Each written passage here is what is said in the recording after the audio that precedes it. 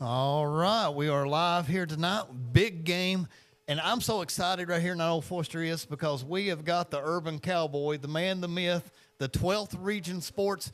And I don't know if fans know enough about it, but we are super big supporters of what Kenny G does because you do such a good job, and it's all about the student athlete. And that's why we love having you on the show because you're here to maybe help these kids get college scholarships, get promoted, get advertised, get it out through there. So, Kenny G, let's go ahead and talk a little bit about 12th Region Sports before we talk about Pulaski and Southwestern. So, you watched a lot of football games this year. So, let's tell our fans right now, who do you think the offensive front runners are for the 12th Region Player of the Year? All right. So, I've got my little notes here because I want to write down and make sure I gave everybody something good. But no, the offensive MVPs, I wrote down 4 kids that I think that are having special seasons and that are really good. Obviously, number 1 is Montavian Quisenberry for Boyle County. Just look at some numbers here. He's got 26 rushes, 305 yards, 11 touchdowns, 19 receptions for 443 yards, 6 touchdowns, 1 punt return touchdown, 2 kickoff return touchdowns. And you got to think about this. How many games have they been winning by a bunch, and he didn't even play the second half? That sounds like our Chandler Gobby from last year because he had all those, even interception return touchdowns. So this guy's an all-around player. Well, you got to think he's got a Division I offer from Michigan, Kentucky, Louisville. He went up to Michigan without an offer and went head-to-head against one of their top DB recruits and absolutely smoked him. And they pulled him in for a private workout right there and offered him on the spot. So he is special, and he's only a junior. He's only a junior. So, kid real close by, Cam Hughes, Somerset. 120 rushes for 1,158 yards and 18 touchdowns. 21 receptions, 244 yards and 1 touchdown. Averaging about 15 points a game on it by himself. So, them Hughes brothers have been awesome down there, and they're playing really well. But Cam's another one. And a kid out of Wayne County, I don't know if a lot of people have heard of him or know of him, is Antoine Dunford. About 6'3", 6'4", receiver. He's got 45 catches for 866 yards receiving, 8 touchdowns, and to go along with 46 rushes and 301 yards, 11 touchdowns. And he scores 50% of their points on the year. He's responsible for 50% of their points. And then a kid up in West Jessamine, Gabriel Smith, 108 rushes, 745 yards, 16 touchdowns. 85 out of 159 passes for 958 yards and 8 touchdowns. He could be a double 1,000-yard club member between passing and rushing. So that's crazy. Those are 4 kids right there. Montavian Quisenberry, Cam Hughes, Antoine Dunford, and Gabriel Smith that, they're hard to argue against in the 12th region. Okay, so you've heard that from our main man, Kenny G. So let's go over to Brandon Forster now. Brandon, hit him up on the other side of the ball. Kenny, it's always a special and exciting time in the Bluegrass when football first starts, but it feels like it's 2 different seasons because it kind of is. Your August and your early Septembers. Now, this Friday, right now, October 20th, the leaves are starting to turn yellow and the evenings are mellow. But, now let's talk about defense because at this time of the year, how we carry forward. Who's our defensive front lines that you want to spotlight here tonight for us? Yes, sir. A couple kids here you all know a little bit about. What about Gunnar Lovelace? Oh, yeah. 77 total tackles, 2 tackles for loss. He is Pulaski County's leading tackler, and he's the 12th Region Sports leading tackler. So, he's not bad. Evan Stevens and Bo Patterson are both on the list from down there in Casey County. Now, these are 2 and 3 in leading tackles. They both have 74. They're tied. Evan has 1 tackle for loss. Bo Patterson has 5 tackles for loss, and both have 2 quarterback sacks. Casey County. So on our list of leading tacklers in the 12th region, it goes Pulaski, Casey, Pulaski. So, but what we're going to do here is there's a young man that's also a Pulaski player, Sam Whitaker. Sam Whitaker, 64 tackles, 10 tackles for loss, and 2 sacks. So those are 4 kids that are pretty solid defenders and that I would think would be leading, and 2 of them are going to play here tonight. Yeah, so that kind of is a good segue where we're going here tonight. Kenny, you come down, 27 to join us. It's always a pleasure. We love seeing you. The kids love seeing you. You're down there talking to the coaches pregame for the elementary/middle school game that we had going on here prior. It's a big night. It's going to be a late night, but you know what? Take these records. I always say throw them out of the books. The players all week long. It's like, just another game. Come on. When we look past the coach speak, what is this? If it's Danville and Boyle County, if it's Somerset and Danville, if it's now Pulaski and Southwestern, when it's a rival game, what you notice, does things change a little bit? I'll let you hold it this time. I messed up. Yes, But anyway, yes. no, yes. It's we went to West Jessamine, East Jessamine last week. Right. And it's just a different level of atmosphere. The rivalry games mean so much. And you can throw the records out the window, guys. Like, the records mean nothing in these points because you're going to get the absolute best because both sides want to win. And there's always magic in the air. Like, these rivalry games, there's magic in the air. And this one right here, this is my first ever Pulaski Southwestern game. Wow. And, I feel like you can feel the tension. I don't know. You can go back from some kids may go from one school to the other over time, or there can only be one big dog in the county. Okay, you know what I mean. And let's be real about it. Somebody's going to win, somebody's going to lose. I think the last few years Southwestern just kind of owned this rivalry, and Pulaski's saying, "Hey, our time's coming." But I'm excited to be here. The bowl game at the beginning with the kids. Yeah. It was Burnside Generals won, and I interviewed them, and man, they were going crazy. They had the big championship belt, which I need to get the belt, and I need to bring the belt out and show it to you guys. Y'all not seen, you ain't seen the PBK Bank belt. I'm gonna get one of these guys over here to grab my belt for me. Time, Kenny. Let's hit a few more things in here. So we've talked about offense and defense. Yeah. Now let's switch over to you watch, and I see your rankings every week because you probably see the likes of James Murray on 12th region if you followed him through there. If you don't do it, I get mad. So now let's talk about Kenny G's top 4 teams in the 12th region right now. All right, so I think number one's pretty obvious. It's Boyle County. They are just number 1 team in the state all year. They got 3 or 4, 5, 6 D1 players on their team. Dynamic offense. I made a joke that on their bye week, I think they still scored a touchdown. So they're well coached guys. That team works harder than people realize. Now, fans, you might want to close your ears because I know who number 2 is because I've been following Kenny G. So Maroon fans, you might not want to listen to this.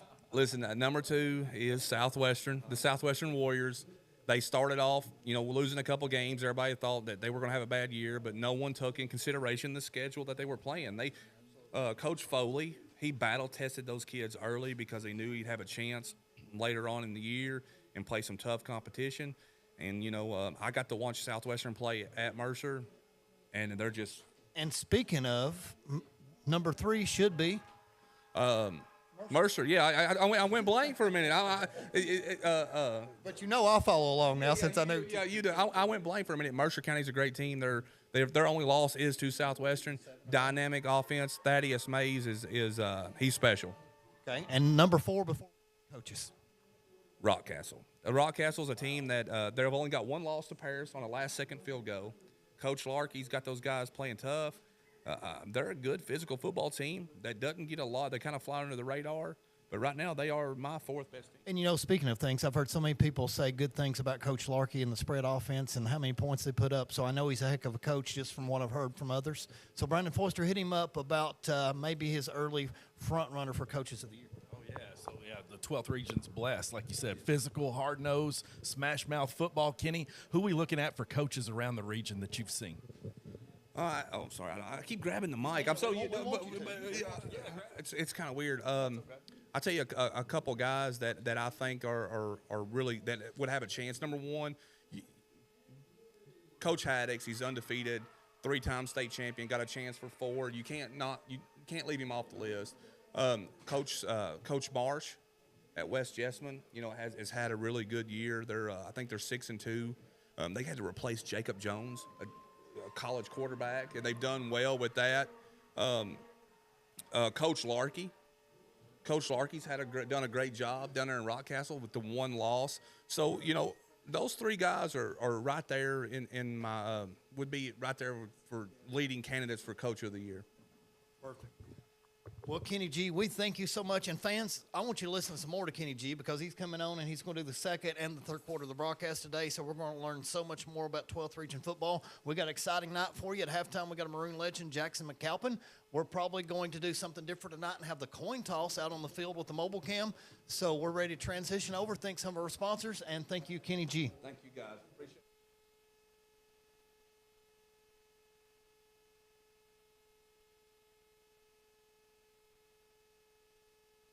Way to pay for it? Do you have a passion for working with your hands or learning a trade skill or even starting a STEM career? The Kentucky Army National Guard will pay 100% of your trade school or college and will give you real-life experience while you're getting paid. Are you self-employed, own your own business, or just pay an outrageous amount of money for health, dental, or life insurance?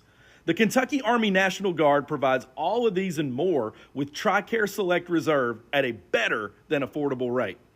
Are you someone that is interested in serving your country in the military, but you want to stay closer to home? The Kentucky Army National Guard allows you to live here and serve here. Serve part-time in our community 1 weekend a month and 2 weeks during the summer. Contact Staff Sergeant Sebastian Rode now to learn more at 606-269-2450. Kentucky Army National Guard for you.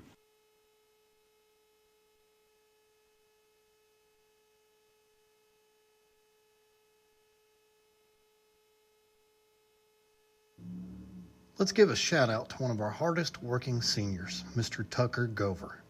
Tucker's the owner-operator of Grime Busters, and he will make anything look new, from vinyl siding and sidewalks to 18-wheelers.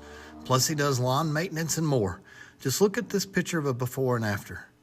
Save your time and drop him a dime. Call Tucker at 606-425-2580, and remember to turn your dirty into purty.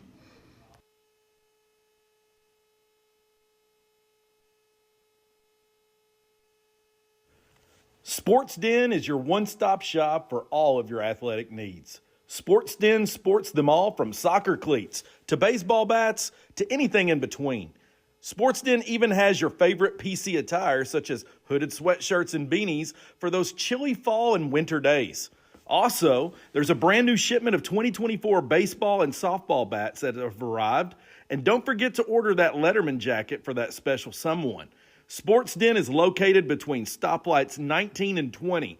Stop by today and tell Gary to give you the Maroon Sports Network special.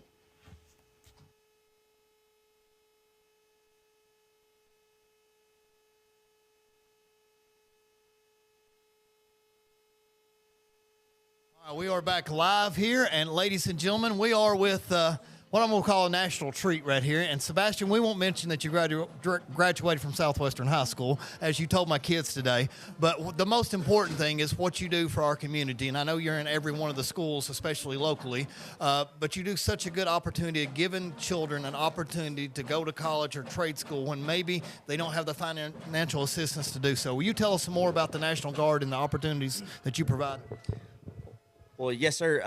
The National Guard gives soldiers or students, especially juniors and seniors, the opportunity to go ahead and start serving part-time now, 1 weekend out of the month, and it secures their future in going to college or trade school, like you said, and gets them money while in college so they don't have to work an extra part-time job or worry about finances while they're juggling school. Perfect.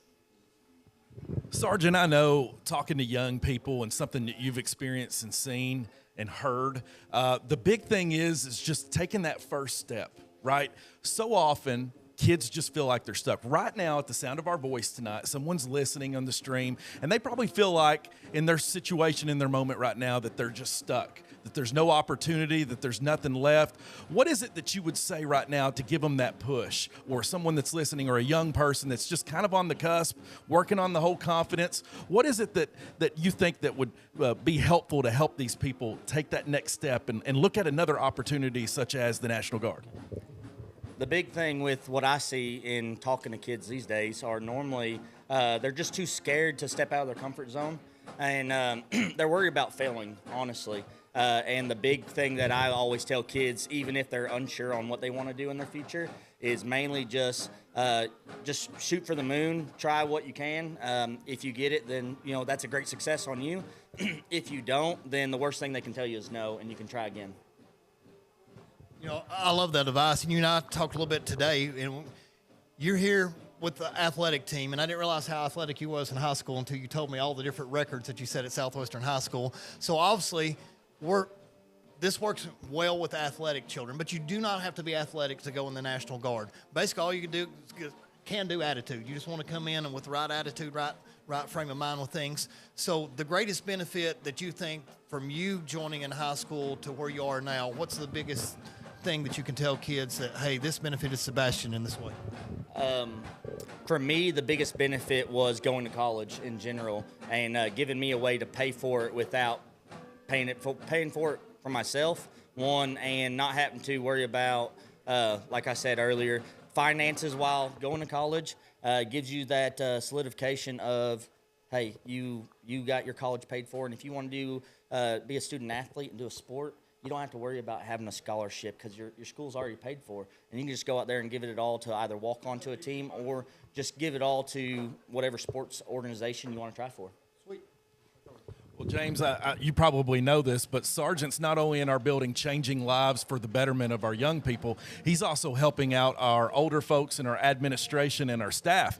We can thank him for our hall pass system that's been strengthened with the physical hall passes that we carry around Pulaski County School, brought to you by Sergeant here. He did that on his own time. So, Sergeant, again, you've highlighted on a lot of things. There's a lot of opportunities in this. What do you think is the biggest challenge in 2023? There's always, as times change, there's different things. Like, as times change, technology advances, whatnot. What do you think is the biggest challenge right now in reaching young folks? I'm not very tech savvy and talk the lingo that younger kids like to talk today. So when they use all this other terminology and where you come from, our era of talking, it's just hard to communicate with them.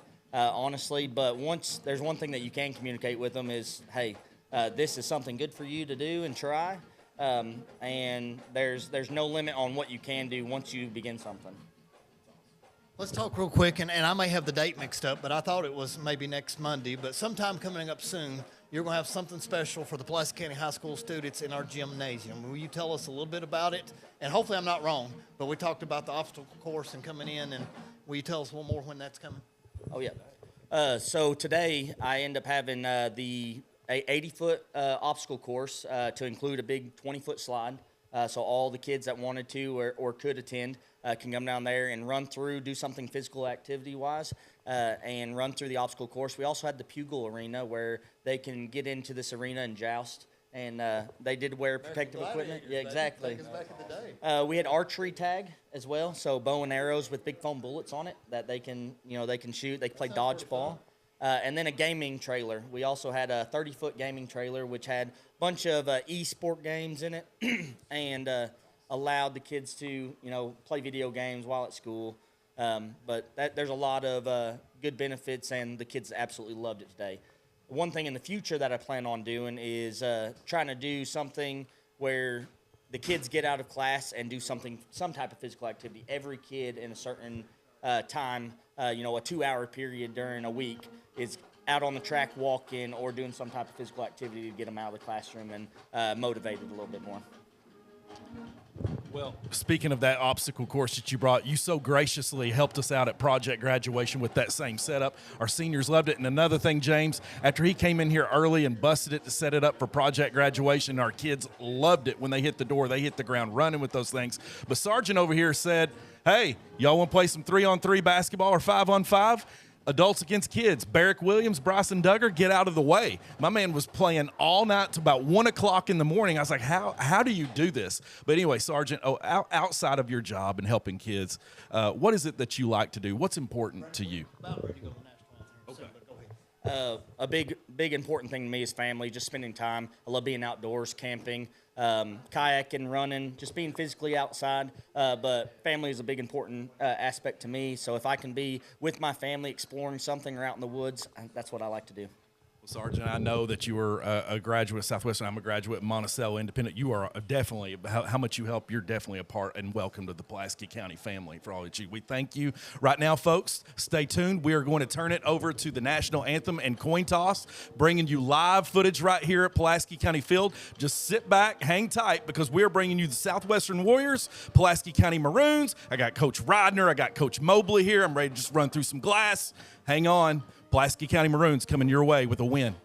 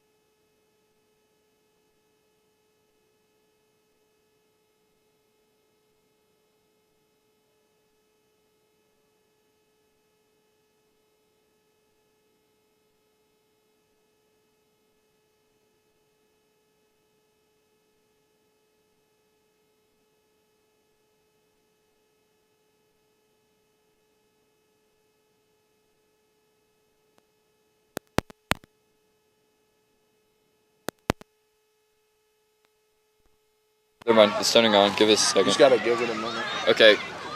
Woo! Okay, it's picking it up. Whenever you guys are ready. Here's what I want you to do.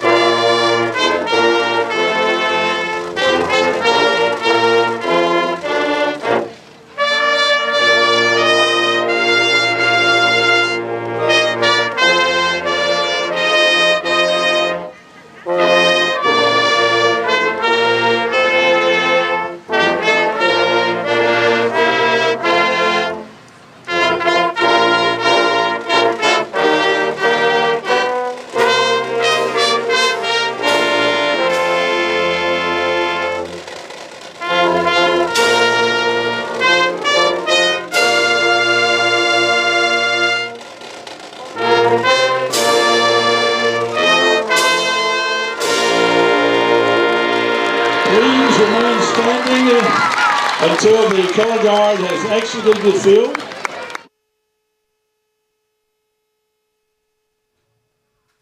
All right, fans, we are back. We're about ready to move our mobile cam. Let's see how this works. So the boys are moving over to the 50-yard line, so we're about ready to get ready for the coin toss. So doing something brand new. We'll get out there, hopefully have the mics on and huddle it up and see who wins the coin toss and know if Pulaski's going to receive or if we're going to kick and what side of the field we're going to start on. Kickoff is down to 6 minutes and 45 seconds. All kinds of fans tuning in here, so we know Sheila Elmore is on and Luke Elmore listening from home.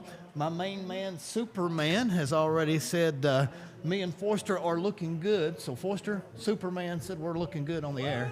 So yeah, Gavin Stevens sighting. So Gavin, you have to come back and do a basketball game with us sometime this year. Well, I listen. Gavin Stevens' sister, she's got the swag. You know, I see her coming in the hall now, and I call her Superwoman, and she just smiles real big, but she's got to be. I mean, her nickname's already a natural. Whoa, I said, so who's the better baller right now, you or your brother? She said, I'm one better than Jordan and Kobe, baby.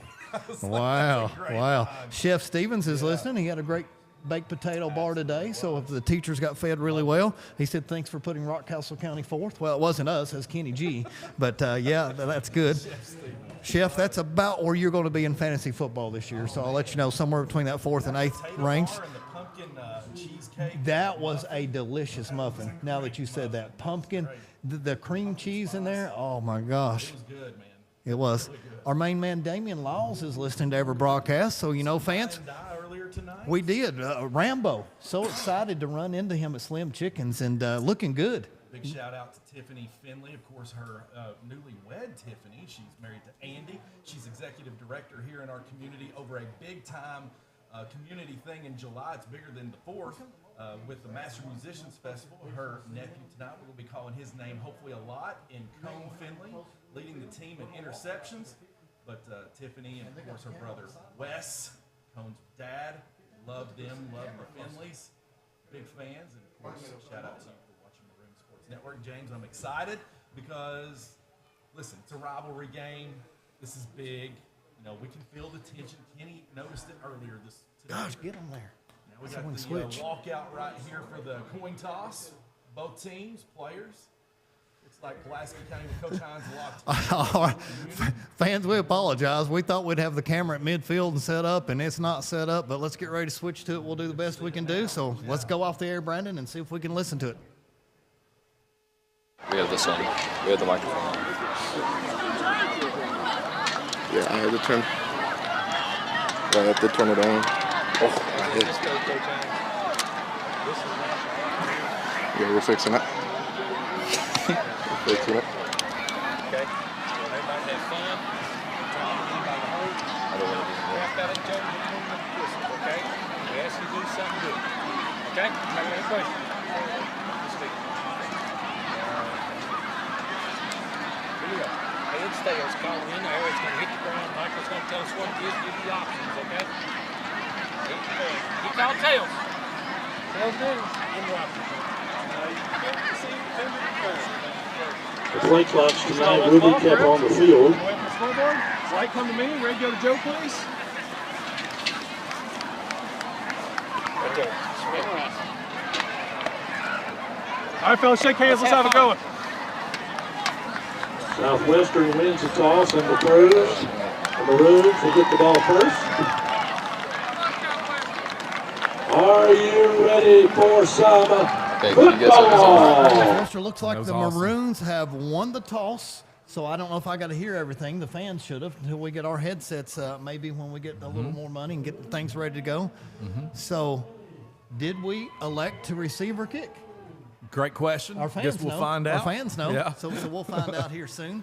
So look at all the pink out here. Matter of fact, mobile cam. Yeah. I wish we had it as the players come Breast through. cancer awareness here. We can get the mobile cam ready. Well, if I could come up with a theme for tonight, James, it would be 10-20-23 focus. Probably the thing that coaches have talked about all week long is staying focused, not beating yourselves, not making mistakes, not turning the ball over, all the things that really every high school football team in the country would say, yeah, that's a no-brainer. We want that. But focus, being disciplined tonight, that's the Pulaski County way. Let's see if that message resonated. We've got the mobile cam moved down there with the pink out so the fans can see that. So it's awesome for breast cancer awareness. Matter of fact, I've got my pink bracelet on Brandon Foster. So Tracy Russell is a survivor, and my wife, Marcy Murray, Marcy as well. is too. So Wow. we got a couple coming out here, but our Here we players are ready to run through the cheerleaders and the fans. So fans, it's about that time. 1:55 officially to Coming kick through. off. Here we comes go. The Maroons. Brady Hull, Cone Finley, Gunner Lovelace, Jay Bells, all the guys. Bryson and Brown, Mason Hall's back. Braden Ping, also related to Tiffany and Wes. It's Tiffany's nephew, Braden Ping, I believe. She's, from what I remember talking to her. Ping is going to be getting his name called tonight. Of course, Zach Anderson at the helm as the quarterback. He's driving the Maserati tonight. Brandon, we'll have to get some feedback from the fans, but from what I've seen right there, and you don't have the advantage I do of turning around and seeing the monitors. But that view was absolutely awesome. That's great. I think of the coin toss and the players running That's great. through our player-led tunnel. That's So good. we can get some feedback, see if the fans like that. And we can always do new things and switch. So this is probably our last broadcast of the year, unless something special happens here for the point differential and tiebreakers. Lost to North Laurel almost assured us the number 3 district seed, which means we'll have to go on the road for every playoff game. Wow. So let's just enjoy this one. Let's Yeah, focus on the let's moment. do that. And we've got the Warriors on the agenda. And regardless of what happens, I think you're almost like me. We'd consider it a successful season beating Southwestern. So. I really do feel like it's not coaches speak or anything else. I feel like it's 50-50 tonight. Really, both teams know each other so well. We know all of that. Coaches, staff, we know what they do. We know what they're driven by in practice during the week. But, tonight there is, like Kenny G spoke about in pregame, there's a little bit of tension out there that he felt, and he's not a homer. There's a little nerves here on both sides, so we're going to see some of that. Who's going to play out of that in the first quarter, and who's going to take the momentum and run with it? So, as I said earlier, the key tonight is the message is 10-20-23 focus. Focus. Well, we're about to kick off, Brandon. Before we do, Lucian Deaton just said we're very blurry, so let's go ahead and wish birthday boy Lucian Deaton, Janet Oldham, and our main man Byron Childers a happy birthday from Raleigh, North Carolina. There's a trio: Oldham, Deaton, and Childers. Childers, the Love same them all. birthday today. There you go. Well, hey, happy birthday, guys. Here we go. Here's fans. the kickoff. Of course, tonight, Legends interview coming. Jackson McAlpin, excited about that. Here is the bring back to the 35. It looks like now we know that the Maroons opted to receive. Okay, so pretty decent return. Got it all the way up to the 32-yard line, Brandon. So we really need this first drive to not be a 3-and-out. So regardless, you need to take 4 or 5 minutes off the clock, let that defense, even though they've not been out there yet, we want Southwestern's defense to get tired. Yeah, absolutely. Positive yardage right here. Gain composure here. Zach Anderson's growing. Man, he looks so good as the quarterback here at the Maroons. Good size, good Dropping shape. back, wide open. Oh, drop pass. Pass. Okay, what we did not need right out of the bat right here. So number 8, Cason Brock. I mean, CC Money just dropped that one, and he caught the ball before he caught it. With that one was probably a 7 or 8 yard gain on first down. You're sitting there on second 2 or second and 3. Great read by Anderson they right got there. Second and 10. So unless we get 5 or 6 yards here, Brandon, it's going to be tough for third down. Hopefully we don't have a case of the Wildcats where we're going to be dropping the ball, and here's a penalty. Don't tell me a false start. Do not tell me 2nd and 15. Yes, sir. That's Bring what us it is. back 5 yards. And they're going to say it's motion up front on the Maroons. And there you go, a drop pass, a penalty to start the game, folks. See what we can do. Not the start that I envisioned. A drop pass and a false start. So let's turn the narrative. Like we said, we don't want to beat ourselves and here. gang tackled after a gain of 1. So this is the 2nd and 15 almost right a there. perfect start for Southwestern and almost the imperfect start for us. He maybe got back to the line of scrimmage, maybe gained a yard. No gain is official. So, guys, 3rd and 15, 3-and-out and punt. Our worst nightmare. It's a good standout there for the defense for the Warriors here. Warriors dressed out in Florida Gators attire right here. Orange helmets with white jerseys, blue trim rolling pants. to the right. I like it when he rolls to the right. Looking deep. Play action here. Got him, the break boots. a tackle, getting close. Oh, we're going. Does He's the gambler go for it on 4th and 3 from your own 40-yard line is the question here. I don't think I do on my side of the field, but we got the gambler. We got the man in black. Offense is staying on the field. I'll be dang if we are looking to the they're sideline. looking for the call. We're going to do it. The gambler says, what have we got to lose? Wow. Here we go. 4th and 3, first quarter.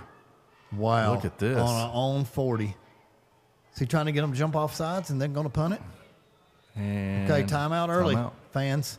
Drama already building in the first quarter with a 4th and 3, and the man in black is thinking about going for it. Love it. Coach Hines, listen, he's seasoned. He knows. He's been around the block. Now, when you say Seen a thing seasoned, or I two. don't know if you want to say James Murray is seasoned because I don't know if I really like being seasoned. Well, it's fresh. When you're seasoned, you're always fresh. So this guy, he's So sort of like Chef Stevens. You need to season there you that go. Blackstone Absolutely. grill Bring out the before flavor, you man. cook on our taco meat. He's got it. Coach Hines knows what he's doing. So the man in black, baby, looks Seen like it all. Looks like Idlewind full throttle. One of my favorite students is dropping back here, Yep. and number 22 is going to let this thing rip. Yep. Good decision here, too. It's good to play it out. All scenarios right here. Oh, it's a fake, guys. It's a fake. Idlewind right up the middle and Drag runs down. over 2 players. Full throttle, Wow. put down in 5th gear, Man. and the gambler, the man in black, Yeah. brings it. Idlewind channeled his pose on that photo that's in the season picture of him that was taken by Simple T Creations. Otto, man, he dropped the hammer on that guy right there. You know, Brandon, we're talking about Rambo today when we run into him at Slim Chickens, but Full Throttle is still one of my favorite nicknames. I love it. When it just goes with Otto so well. And if you drink a lot of Full Throttles, make sure you see a cardiologist concerned about your heart health. Here is the snap and another false start. Another false start. Yeah, You know, we back finally 5 got yards. the line back fully healthy, but looks like we're out of sync. And I don't know if it's the wide receivers out of motion, but you can't keep putting your quarterback and your team in position to get 15 yards for first. Especially after a big positive play right there to gamble and fake punt there with Otto. Now, I'm almost going to 10 predict, yards and penalty, predict it's an already. inside handoff to number 8, C Money right here. So just the lineup of our team. Now, I may be wrong, but it looks like, okay, we're Zach's going to drop back. He's going to let it go too hard up the middle. Had a good eye and target right there for Harris Denmeyer. He cut to the middle of the field right there, James, which is what we want him to see, but probably had a little case of You know, speaking of nicknames, I love Fuzz, too. Fuzz is a great student, man. I He's love got to having step a up kid in tonight. class. So that pass looked like it was a little errant, looked like it was a little behind Fuzz. So it would have been a nice gain of 6 to put us back into 2nd and 9, but now twice in a row we have 2nd and 15. Southwestern's got everything covered early on right here, looking good defensively. Here's a nice Good pass pass by right Zach here. Anderson. Yes, sir. Poised when he threw that Number one. 5, that's Kyle Weathington starting to come in. The man with the gorgeous Yeah, locks. he is. He's Ken. He was Ken before Ken and Ryan Hey, Gosling we'll this just go ahead summer and in say it. Barbie. Kyle Ken Weathington. Yeah, I love it. KK. Pulaski County's own Ken. Yeah, KKW. Kyle Ken. Kyle, good-looking catch right there. Good pass by Zach Anderson, too. Dropping Good back, read. C Money takes it to the outside, breaks a tackle, Good coming on play out, right here. and he's got the Keep him first down. guessing. Got the first down. Good looking drive. Now give us a drive where we don't have to make 15 yards. Kason Brock, solid player. His calves are the size of my thighs, James Murray. Watching him walk into school every morning. Big kid. You know, we were talking, and I forget who you and I run into, and he said already Kason Brock is the best running back in the 12th region. Wow. As a freshman. You So know, already broke 1,000 yards. wow. That's something, man. And he was all over the place in the Corbin game. The Look rush at is that. on, comes up. Zach Anderson, good decision to run up the middle there. Looks like he gets a gain of 1, but he does avoid the sack. So we have our best second down of the night, 2nd and 9. See a big shout out to number 79 on that offensive line, Brady Hull. I was talking to him earlier today, James. He's like, listen, I'm so ready for this. He's so excited. He's been watching these games as a little boy, and now he's like, I'm so excited to finally play in it. Brady Hull, freshman. Oh, he's just his guy. He just pancaked. You just Yeah, mentioned that. Look at yeah, 79. that's Brady Hull. 5 yards down the field, and he's laying on top of his guy. And in fact, it's funny you say that. He said, I'm going to get some pancakes tonight, Hey, baby. He Brady, said, I said, make Brady it happen. Pancake Hole. And Camden Denham wearing He's already got his own yeah, nickname. Camden Denham wearing a shirt, straight Watch flashback this. today from Watch 1977. 79 off the line. Oh, yeah. Now, fans aren't watching right here on the left inside. And closest 75, To the camera. Cam Okay, Denham. drop back and pass protection this time. Nice Look play here. by He's got Zach. some wheels. Zach Anderson out to the outside. Nice. Oh, he dropped his shoulder into the guy. Man, let him know that Wow. you're there, Zach. Josh Jr. keeping it coming, baby. I love it. Great decision right there I by love it. Zach. And that's something that he laid wasn't the doing. boom. That's something he wasn't doing earlier in the season. So that's very good You know, decision. we've been using Zach Attack, but it may be Zach the Boom Anderson. Pay attention to the bottom of your screen, folks. There's Ethan Idlewind, Full one-on-one coverage right here. Inside formation, RPO keeps it and gets a gain of Also a good decision. probably 3. Positive Because he's yards. So tall, time they roll him over. Nice drive here by the Maroons to start the Hey, game. Exactly what we needed. Look at We've that already play clock, bled too. off half of Yeah. the first quarter. 7 minutes So down. This is the recipe to win this game. And that's what I was saying earlier, to cut back to full circle, seasoned coach, Coach Hines. No, he's been there. He's done that. This is well designed by our team. Zach Anderson drop back, looks. There's Ethan Idlewind. breaking tackles. On his Good feet. tackle. Number 10 had to go low to get him, but a good decision. the 13. Zach attack to Ethan Full Throttle Idlewind, and the Maroons are marching. 1st and 10 from the 27-yard line. Looks like Brandon has got some news here, so let it loose, Brandon. Well, it's awesome. Pulaski County's own. Well, here's the run by number 8. Kason Brock up the middle, maybe gets to the line of scrimmage. Pulaski County's own and tennis coach, Coach Chris Atkinson says, hopefully by the end of the night we don't give anyone the nickname False Start. I would never do that to one of our players. But yeah. No, that's great. I think I agree. We don't. All right, here we go. This big line's going to knock right up here. I love watching 79 just coming for a run and play. Coach Atkinson, man. I love him. Here we go. Fake run here by Zach. He's going to get some positive yards, but he takes a hit right there up the middle. That looks like, Brandon, he probably made it back to the line of scrimmage. So it looks like we're at 3rd and 9. 3rd and 9. Looked like the hole was there, but it immediately closed as soon as they come through there. So Southwestern done a good job of being contained. And Southwestern's got some solid-looking it's almost like I'd like to get back to 22 right here. I mean, full throttle is a big part of this offense. This is his game right now. Ooh, nice. Sack in the backfield. Waited too long. Huge. That was a play by 51 there on Southwestern. Now's when we need Jackson McAlpin to come in to put us up 3-0. We call him Gold Toe. Or Derek Baguette. Yes. Jackson McAlpin was money, man. He was like Otto McIntyre. He was like the automatic car wash. We are trying the field goal. Derek's little brother's coming in. So our kicker is coming in here. Bryson Mounts, usually. Bryson Mounts. If it's number 20, if it's number 27, it's Bryson Mounts, and that's who it is. Little Jared Burgett, Gonna channel his inner Jackson McAlpin here. He's gonna and go. It's good. It's good. 3, baby. Yes, sir. Yes, sir, Bryson 3-0. Mounts. I see you. Derek is so proud of you right now, and I'm sure Jackson is too. But the Maroons strike first, 3-0, Brandon. There you I go. will take it. I like that. And Light show is coming out. Good decision, too. Get on the board.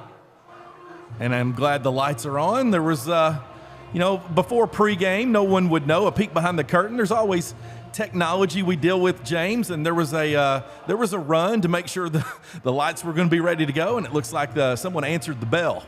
So they're on. Maroon Sports Network is on, bringing you all the action tonight. Fans, thank you for tuning in tonight and watching us. You being our viewers helps us do the voodoo that we do, hopefully so well. Well, you had a lot of do's in there. Yeah, a lot of do's and the do-dos. Do-dos. So and the hairdos too, which we rock here too. It's a straight ball. Hey, but you rock it well, man. Yeah, okay. So here we go. Full throttle. No, Bryson Mounts is kicking Here's off. the kick.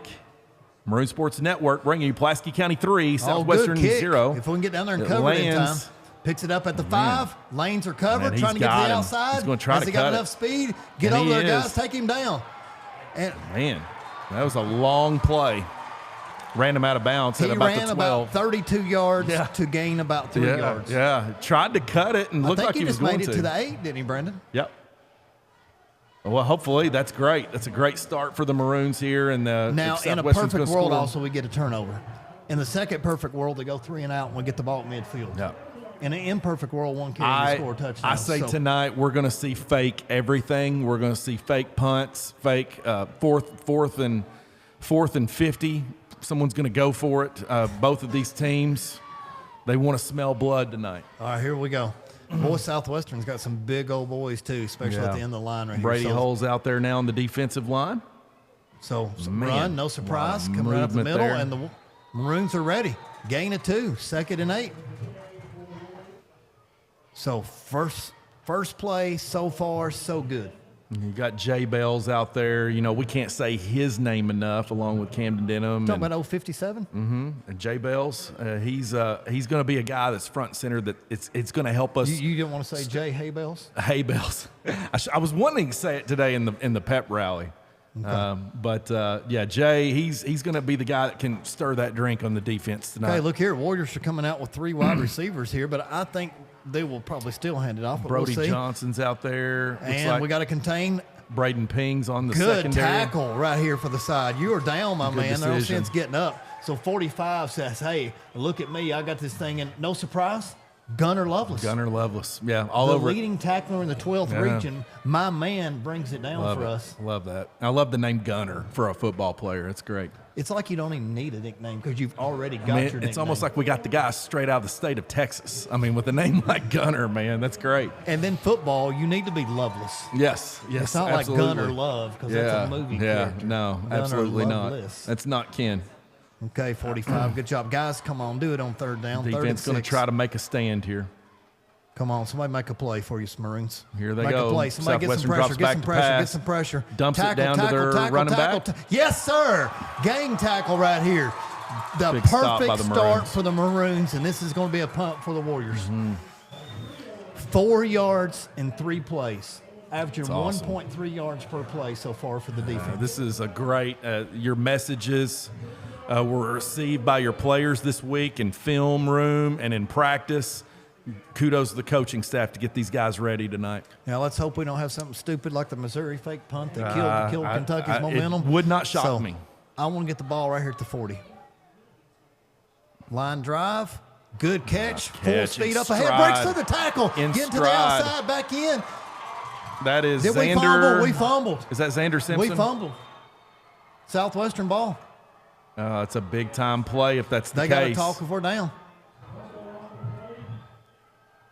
Was that Xander that fumbled? Man, that was a big-time run. He cut it up the middle, too. We're going to say he's on his way down. I don't know if he's down or not. I was still trying to look at him break tackles, and the ball was loose. This is a call right here that could shift everything. So they're trying to decide. And I don't know if any of them's got a good opinion or not, because if one of them's seen it, you're just going to go and say, I saw it, and it was clear one way or the other. I can't tell And here's the thing. NFL, you could go to the replays. Southwestern in college football, yeah. We don't have that luxury here. But that's what perfect start we had. We may have to go and watch that us. back ourselves and see, just because, without the challenge if you flags hold on and to the things. ball, then you don't worry about Right. That's which exactly team right. has it. Yeah, don't put yourself in that position. And I understand getting the extra yardage, Dang. but we've also got to have it wrapped up tight. Man, and we had positive yards there. That would have been at the 28 after going 3 and out here. I hope we don't look back at that. Here we go. Southwestern now back with another chance on an offensive series. Miscue by the Maroons. Handoff. Oh, stuffed right up the middle. Alive. Is that 45 Yes, again? it It was. is. Gunnar Lovelace. Gunnar Lovelace right up is the playing hole. his heart out tonight. I've got my early. Oh, look here, Rambo. Hop in here. Rambo. Rambo. Ryan Call the game a little Dye, bit come with on you for in a few here. minutes. Ryan Dye was just talking about you earlier. We ran into you at a local eating establishment here before we came on and did pregame and everything tonight. Ryan, how the heck are you, man? I've been pretty good working all the time. I don't get to come and watch these guys play as much as I should, but we'll see what they do tonight. It's crazy how work does that to us. But, hey, no, you're here now, Ryan. Yeah, Here's the play. This is the biggest game of the year right here. Quarterback looking, hangs up there for a while. We had it in our hands. Oh, that was Cone Finley. He says, man, that was mine. PC's looking really good tonight. Yeah. And Ryan, talking to you earlier and to share with our listeners, you got to go to some practices and see the things. You got all the 4-1-1 here. Ryan, what do you see and notice about our guys that could be an advantage tonight in a game like this? If you have a bad play, don't let it get in your head for the whole game. That's one play in the game. Keep it up. The game's probably going to be one up front between these two teams. So whoever's the most physical on each side of the ball up front will probably get the job done. There you go. Ryan, of course, you were a big-time player for us. We got to call your name on Maroon Sports Network quite a bit. And here is right here a big positive play. Ooh. Almost gets to the first down line. He hurdled a tackler, but takes a big hit on the sideline there. Yeah. Yeah. See, that's what I was thinking too. But anyway, Ryan, these games like this, James and I, as well as anyone that's a Maroon football fan, we didn't have to worry about a Ryan Dye. We knew exactly what we were going to get before the game even started. Tonight, Ryan, who's someone, if you were wearing the lens of a coach, that you would say, listen, I'm going to put the challenge and the homework assignment to you? Jay Bells. Jay Bells has definitely got to be that guy that steps up. He's a senior this year. He's got plenty of playing time underneath his belt since his sophomore year. I played with him for 2 years. He's a great kid. I like that. He's just got to keep his head on his shoulders and keep up.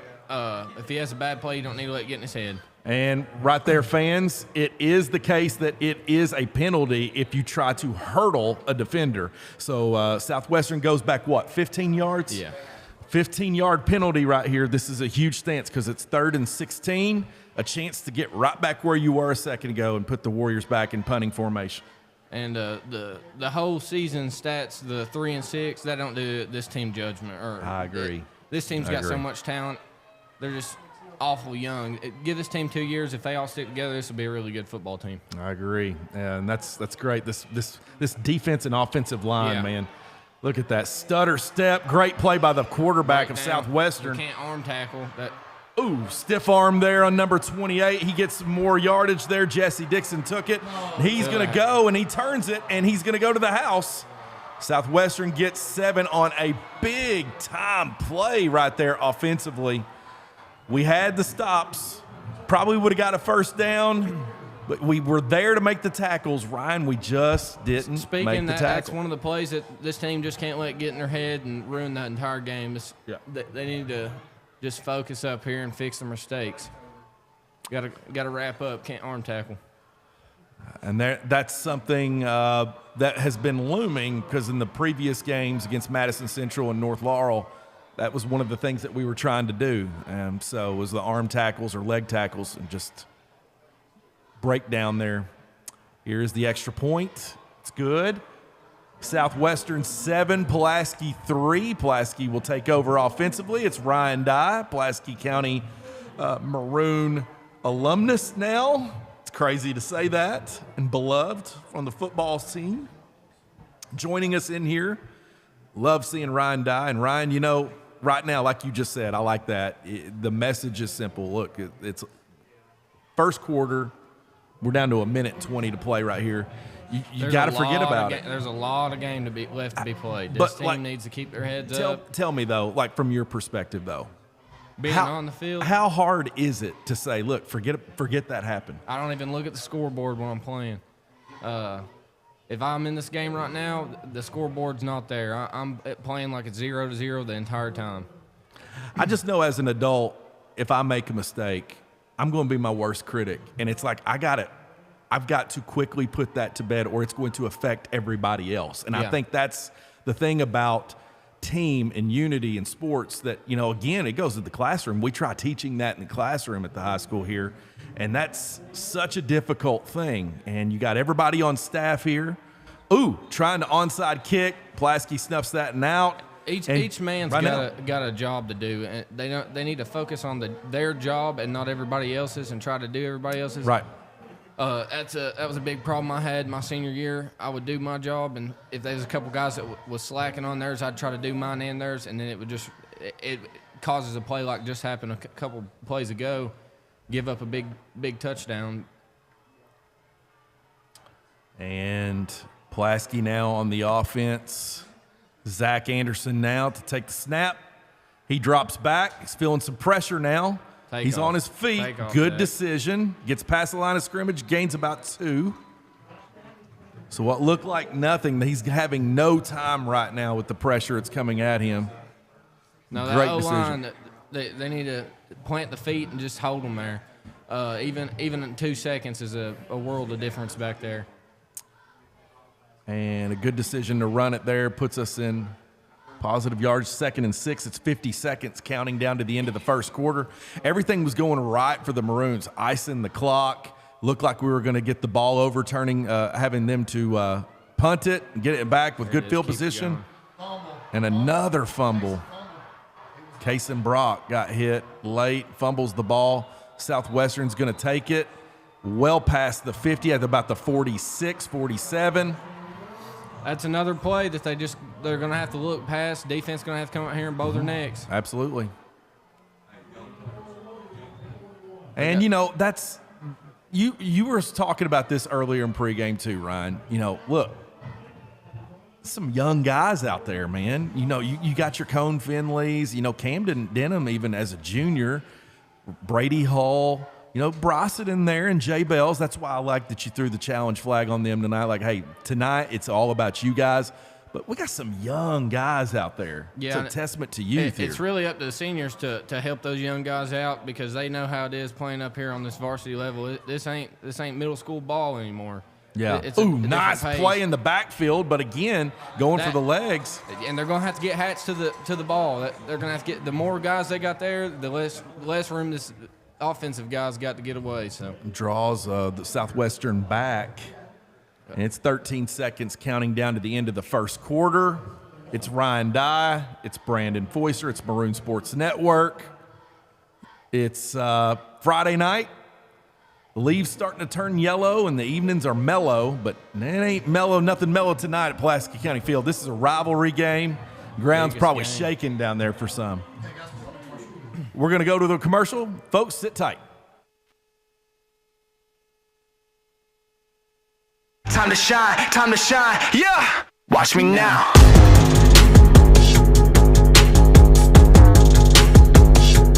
Watch me now.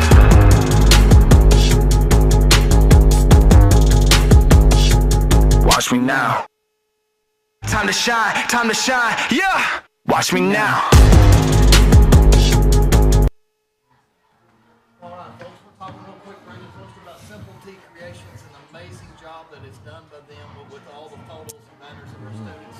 So, Absolutely. Fans, if you want something done professionally, see Simple T. Fall pictures, senior pictures. Adeline Fry right there, lovely as always.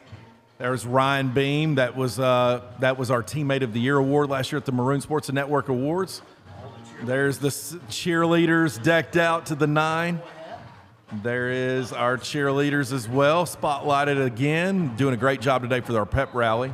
And I love that. Matt King, I love that. Great photos there. There is Fuzz Denmeyer, those action shots. Back to action here. We'll have to do other commercials here at halftime. So we're bringing in my man. I'm tagging out, and we're bringing in Mr. 12th Region Cowboy Kenny. All right. Kenny G. Second quarter here.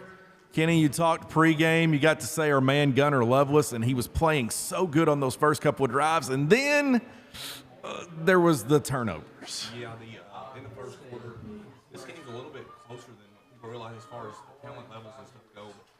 Pulaski with the fumble on the punt return, which would have been big. You're up 3-0 driving. Yeah. Yeah. And the missed interception. Yeah. That's another huge one. So That's Cone Finley. Yeah. In the foot right now. But, hey, it's only 7-3, and it's a lot of football left to play. That's exactly right. Of course, Cone leading our team in interceptions. It was coming straight to him with 3 for the year.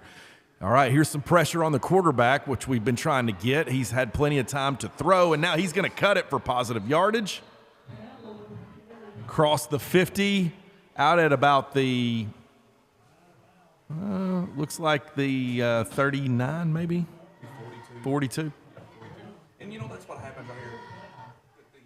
When you put pressure on the quarterback, if you don't contain him in the pocket and you let him get on the outside like that, the guys playing defensive linebackers or the DBs have to go with the receivers. So you end up with a hole over there.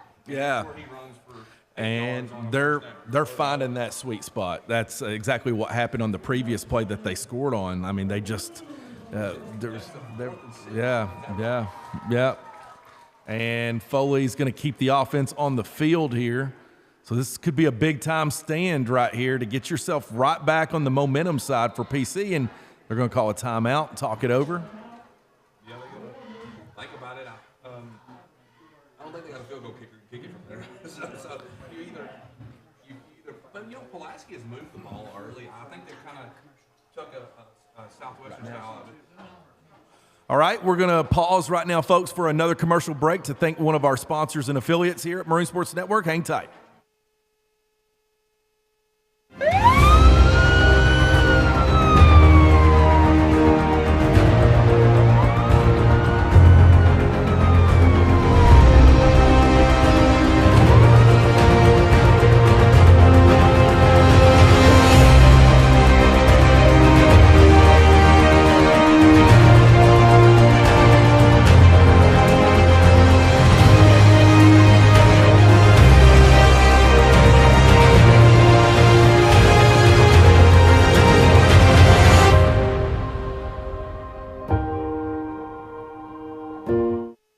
Back. It's Kenny G from 12th Region Sports. It's a punt for Southwestern.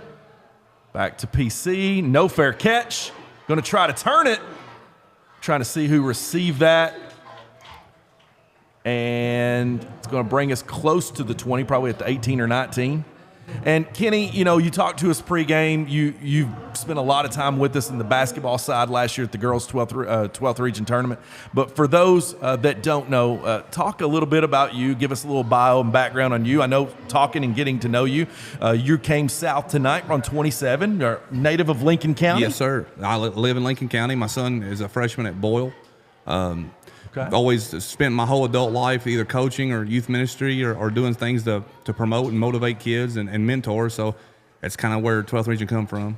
Here's a play from Zach Anderson to, looks like number 5 on the sideline. That's Kyle Wethington, and he's going to take a beating extra play after that. But Brady Hull's even over there on the sideline getting involved. It's a big old boy right there. Yeah. Oh, man. His sister, Riley Hull, playing softball for Mississippi State. Beloved, and of course he's a freshman. Got him in one of my classes, and I'm like, this guy right here is King Kong. I love it. The future of Pulaski football is in good hands. And of course Andrew Cash, we got John Maddox, Brian Ramirez, all of them going to grow into a great role here. Here's a good run by Kaysen after coming back after fumbling the ball in the previous series. First down. Freshman also. Yeah, you got a lot of young kids. And if you notice Pulaski's game plan so far, I think they're taking a page out of Southwestern's book.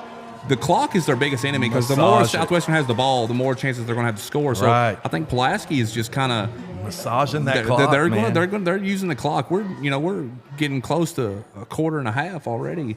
Of course, Kenny, going back to you, the work that you do for 12th Region. I mean, really, like you just said, I didn't realize that how involved you actually are in young people's lives and youth and everything. Man, that's a lot of time, man. Yeah, I work my regular job's about 60 hours a week. Wow. But I got a White Raven Media, Lee Eldridge. He helps us, and Jimmy Clarkston. We all three try to jump in and do what we can. But it's a lot of text messages. It's a lot of phone calls. We got 2 podcasts a week. We got YouTube shows. We got hype videos. We got Kenny's Corners, which if you haven't seen them, you got to watch them. They're hilarious. And this is all on YouTube, right? Is YouTube, where we can Facebook, and Twitter. Okay. All right. Our whole platform is social media.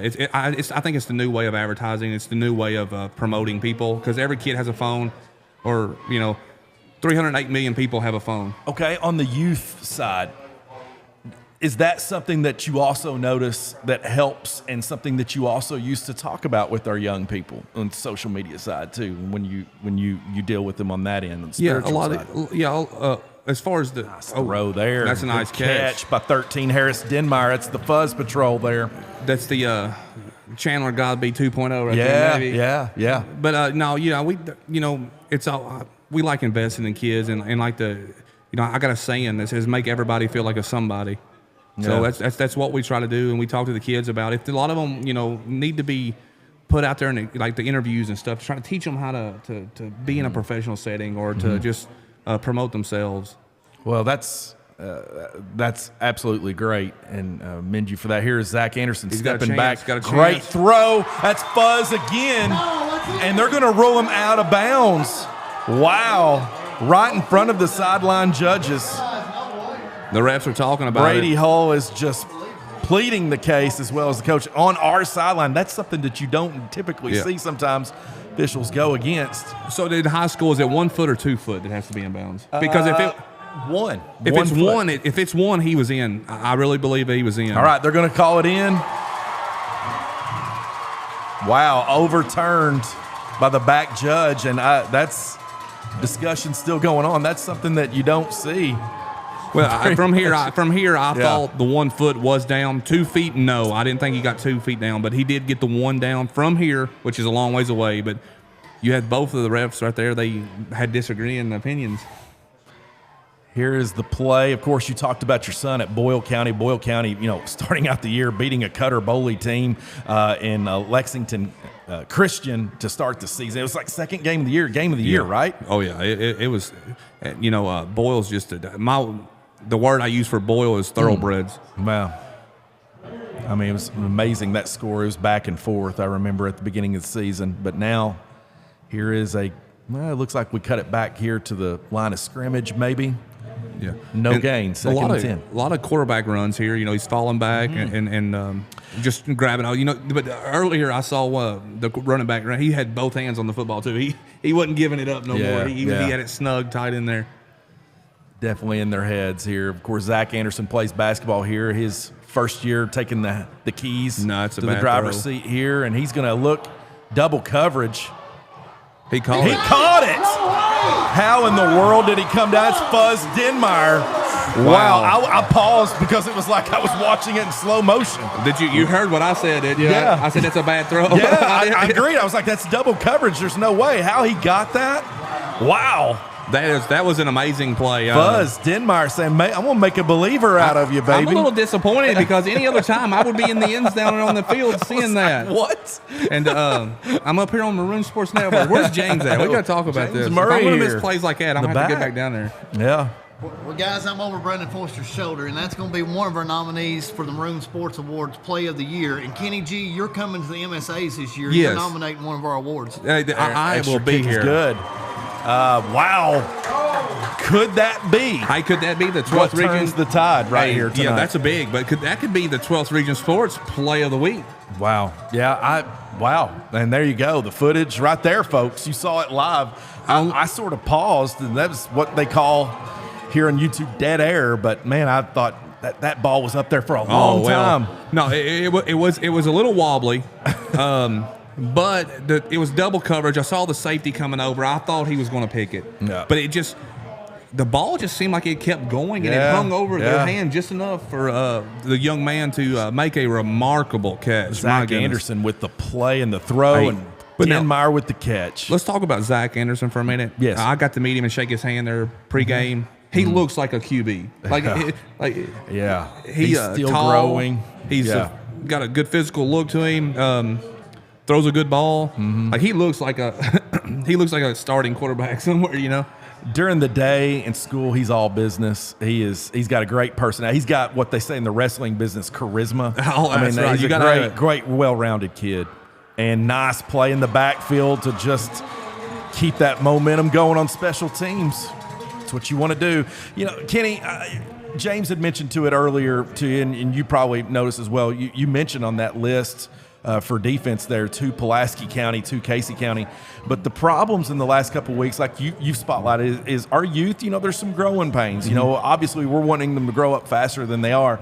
But it's been tackling the last couple of weeks. We've had some miscues against Madison Central and North Laurel where really if you make some tackles, those games kind of shift and it changes the outcome. Tonight, it started out looking like that way. We hope it doesn't rear his ugly head back tonight. Yeah. Here's the play for Southwestern up the middle, 4 yards maybe. I think if you're Southwestern here, you basically got to do that right there. You got to just hand the ball off, get 4 yards of carry, 4, 8, 12. That's a first down. You're going to take time on the clock, and you're going to score. Ground and pound right But here. I'll tell you what's – so one of my keys to the game was whether Pulaski could deal with the physical play, of Southwestern. And so far, they've dealt with it. Yeah. But the last time I watched Southwestern play, it was the late third, fourth quarter where the other team just started, just unraveling. Well, it was because the physical play, man. You get beat up, and your body can only take so much, especially a bunch of young kids. Yeah, that's true. That's something to watch. Can we go, as boxers would say, the full 10 rounds? Yeah, because that's what it is. Pulaski has been physical. They're not backing down. They're hitting back, and this is a rivalry game, man. Anything can happen. Anything can happen. I'm still looking for my White Raven Media. Where's he at? I hope he caught that. He's down over there in the corner, right where that play happened. Wow. So I had a text there that backup QB from University of Kentucky, Somerset's own Kaya Sharon, watching in tonight. Kaya, loving you, man. Giving you some props. Of course, the Briar Jumpers are playing somewhere tonight. Is this a bad time for me to say I'm a Louisville fan? No, you said it pregame. I didn't know that. I'm sorry, brother. I'm sorry. Of course, you're living up the dream beating Notre Dame this year. Well, man, that was a huge win for the Louisville program. I do think Louisville's trending up, but you can't lose the Pitt the very next. On the road, that's where it's just anything can happen. Yeah. Crazy things happen on the road. That's why it's. But you know what my biggest fear was? My biggest fear was going into the Kentucky, being undefeated playing Kentucky at L&N Stadium in Louisville, and then losing. Well, I think hopefully we get some things fixed at the University of Kentucky. Yes, it is. And another fumble, and he's going to take it to the house. but they're going to call it off. People are out here stomping and kicking, and I'm hearing it all next door. It might be the coaches. Might be the coaches of the other team. It felt like the walls were shaking. Yeah, the most important part though is that kid can feel a lot of weight on him right now. Yeah. So yeah. It's next play. Forget about it next play, because those things can snowball effect, and you always want to worry about what the mental state for the kid is in that moment. You know what I mean? Absolutely, yeah. Especially if you kind of dropped a couple, So I'm sure that hey man, it'll be all right. Let's get the next one. And Let's speaking get the next of one. which, one of the biggest national news story, I know you remember this, and I hate to turn our attention to it. Did you hear the stuff this week about Steve Bachman, the guy who intercepted the ball in the Cubs game that Yes. could have changed the outcome, and he's never went back? The Cubs wanted to bring him back when they won the World Series, and he said no. Yeah. He grew up a Cubs fan his entire life, loving a team, and then realizing that he did something that we would all do, and it kind of brought him down. It's an amazing sports story right yes, now. Yes, it is. I remember watching the game, back then, and I think it was maybe Moises Alou. Yeah, and he was just like protesting. The whole city turned on that young man. Imagine having that. I mean, don't get me wrong. Yeah. Kenny Gooden in 1230 Sports has a lot of people that don't like us, but imagine having millions and millions. Being a Cubs fan your entire life, and he's never been back to a game. Job. Yeah, said he can't go back. They tried to invite him to when they won the World Series that one, and he just won't do it. And I'm ready. I guess you're ready to move on. It's like I feel so sorry for that guy. But we get a holding call right there, I think maybe. Yep, brings back Southwestern 10 yards. It's 1st and 20, so that's huge. This is my first Pulaski Southwestern game and my first game at PC Stadium. Wow, is that what y'all call it, right? PC Stadium. Yeah, PC Stadium. We got the second year with the turf laid out here, which was a big addition. We were playing mud bowls here for years, and we just could not make the tackle, and it turns into positive yards. That's for the Southwestern. big. Right there. That's the physicalness I'm talking about. Mm-hmm. Most people think, well, you're physical. It's defense. You just hit, but they hit you on offense. He hit 3 guys. 3 guys. Yeah, still in the going. back, and still gained, I think, about 12 yards there. So you feel it the whole game. By the time the fourth quarter comes around, you're hurting. Yeah. And like I said, it wears on you mentally. And every time you see that guy running at you, you're like, oh no. Yeah. And then kids tend to start to move out of the way. It's big time. Keeping your feet moving. Good feet work there by the Warriors on the running game. And again, right here, like you said, ground and pound. Right back at you. Make a play. That's number 29. That's going to be now, for 28. I'm sorry, Jesse Dixon. For the record, I'm totally unbiased in this. Now, I'm in the Maroon Sports Network booth, and I'm calling the game, but I'm unbiased because Southwestern loves me too. Yes, absolutely understand. And, my cousin, Brian Gregory, was a all-time great with a running back that they had back in the early 2000s, I believe, the year 2000, went and played for Ball State. He was quarterback for Southwestern, so I got some ties to Southwestern as well. Of course, some staff over there I love, dear friends of mine. And here is the drop See back. how they move the quarterback and everything he just opens shifted everybody, and he's going to take a hit on his blind side for there. the first. Are they going to mark him short? A yard short? So an interesting story. Me and Coach Foley were talking before the game, and we've got to talk 2 or 3 times. Me and Coach Foley played flag football against each other. Wow. In the early 2000s. So you played for Boyle County? No. We it was a little league in Casey County called the Casey County Flag Football League. It's an adult league. And we never played on the same team. We were rivals, but that was back in my very slim athletic days. Man. I tell that to young people all the time. I was like, things have changed. Yeah, that's why I wear the cowboy hat. We got a joke. Got a Mr. Potato Body. What it is. All right, hurry up.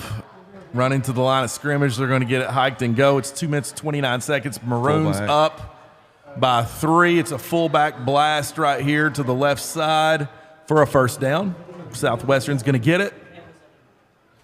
Folks, stick around. Our Maroon Legends at halftime. He is here, and it's dark in this room, but his smile is just lighting it up a glow. We got Jackson McAlpin here. He is back. He's going to talk with us, so it's going to be quite a treat. I know Jackson, know his family really well. I'm very excited for this one, and this young man, he just makes everything better. He's very positive. Can't wait to talk to him here. Southwestern. Quick, the handoff pitch here, and he's going to get about 7, maybe 6.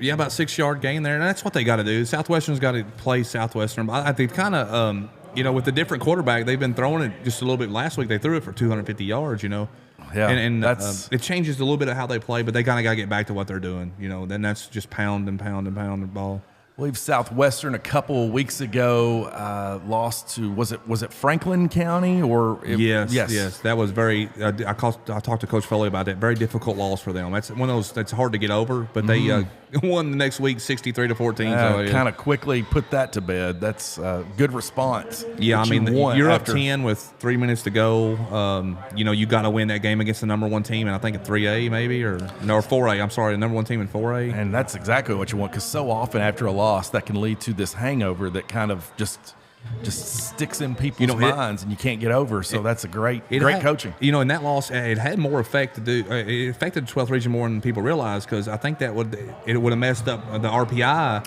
So it could have moved Boyle up in the RPI to where I think they're 4th. Boyle's got the 4th RPI in 4A, but the number 1 team in the state of Kentucky. Wow, Boyle County, man. But the RPI, I'm not a big fan of the RPI. Here is quarterback keeper, it looks like. It looked like it was going to be a handoff, and he gets rid of it. And he's shaking up in the backfield, just a little bit slow getting up. Got his bell rung a little bit there. You realistically, this could be Pulaski could be winning this game 21-7. Yeah, that's 17-7. Exactly right. That's exactly right. Costly mistakes. You've had 3 fumbles. Missed interception. Yeah, especially one where you got the ball inside your 28, and all you got to do is take it to the ground, like you said, that on a punt return. So it's changes everything right now too. Yeah. And here's the handoff, and like you said, that ground and pound game, man. Yeah, but I'll tell you what, they're hitting, and there's a little chippiness going on too. I wouldn't be surprised if one of these teams don't get a flag soon. Just to kind of. The refs to kind of get control of it. There's a little extra pushing and shoving, but I guess ain't that football, all right? Absolutely. A lot of got to get that extra shot in these games on Friday nights, usually on both teams, no matter who's playing. But like you said, it's different down there tonight. There's you said, that it's obvious. There's tension. It's changes everything. And there's some pancakes there in the front. Nice play and throw by the quarterback.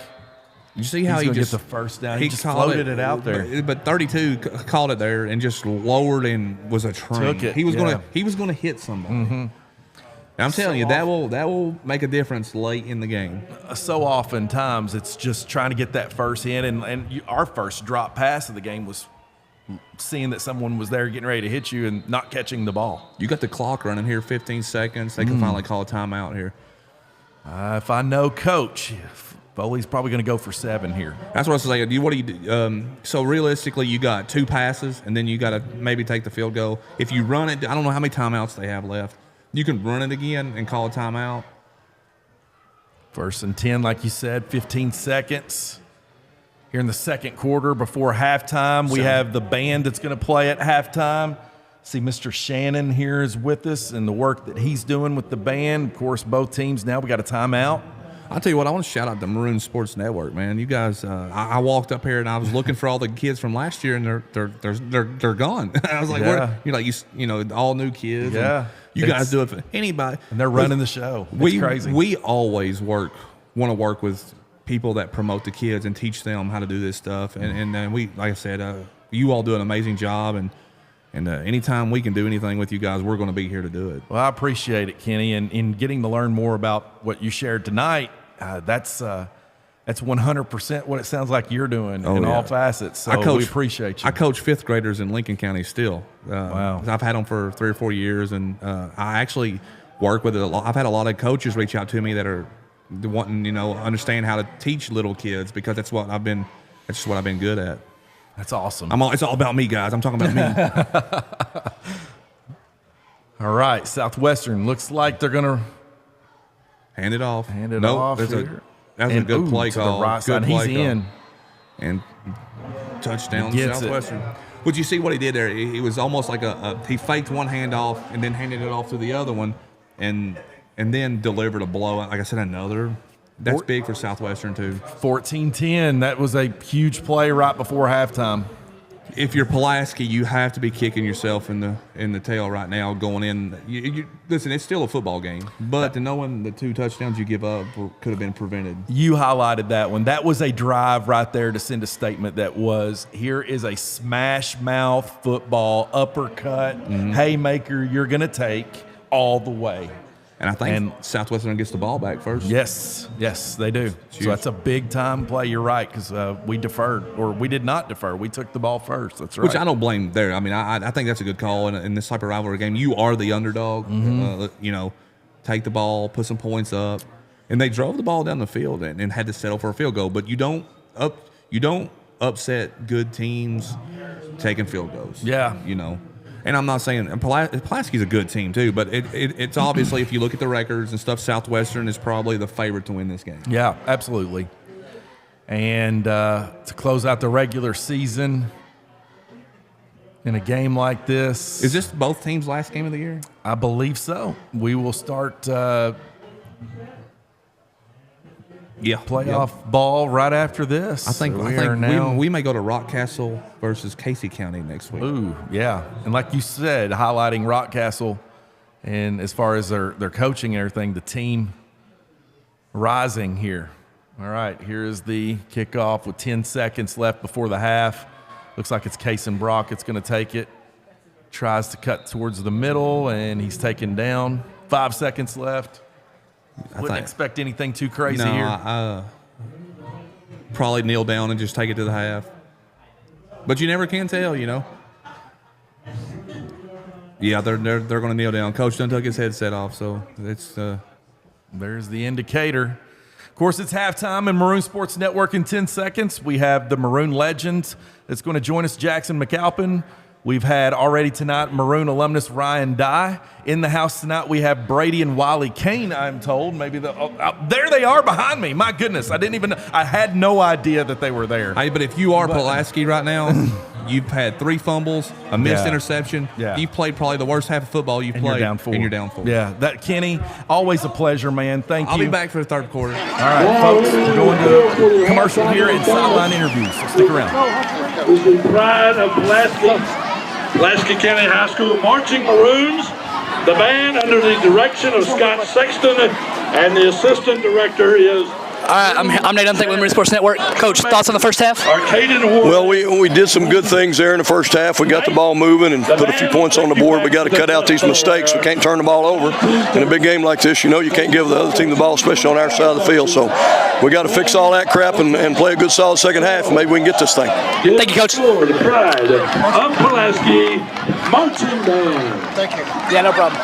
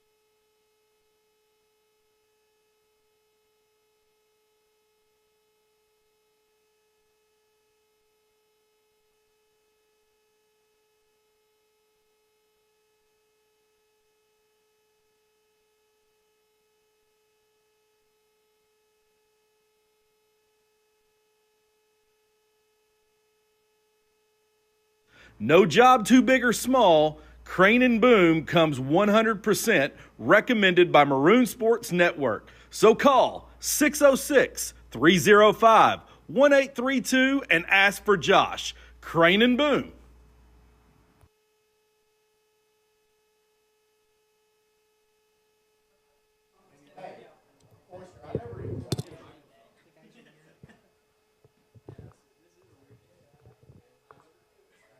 Are we back? Murray, do you want to start it?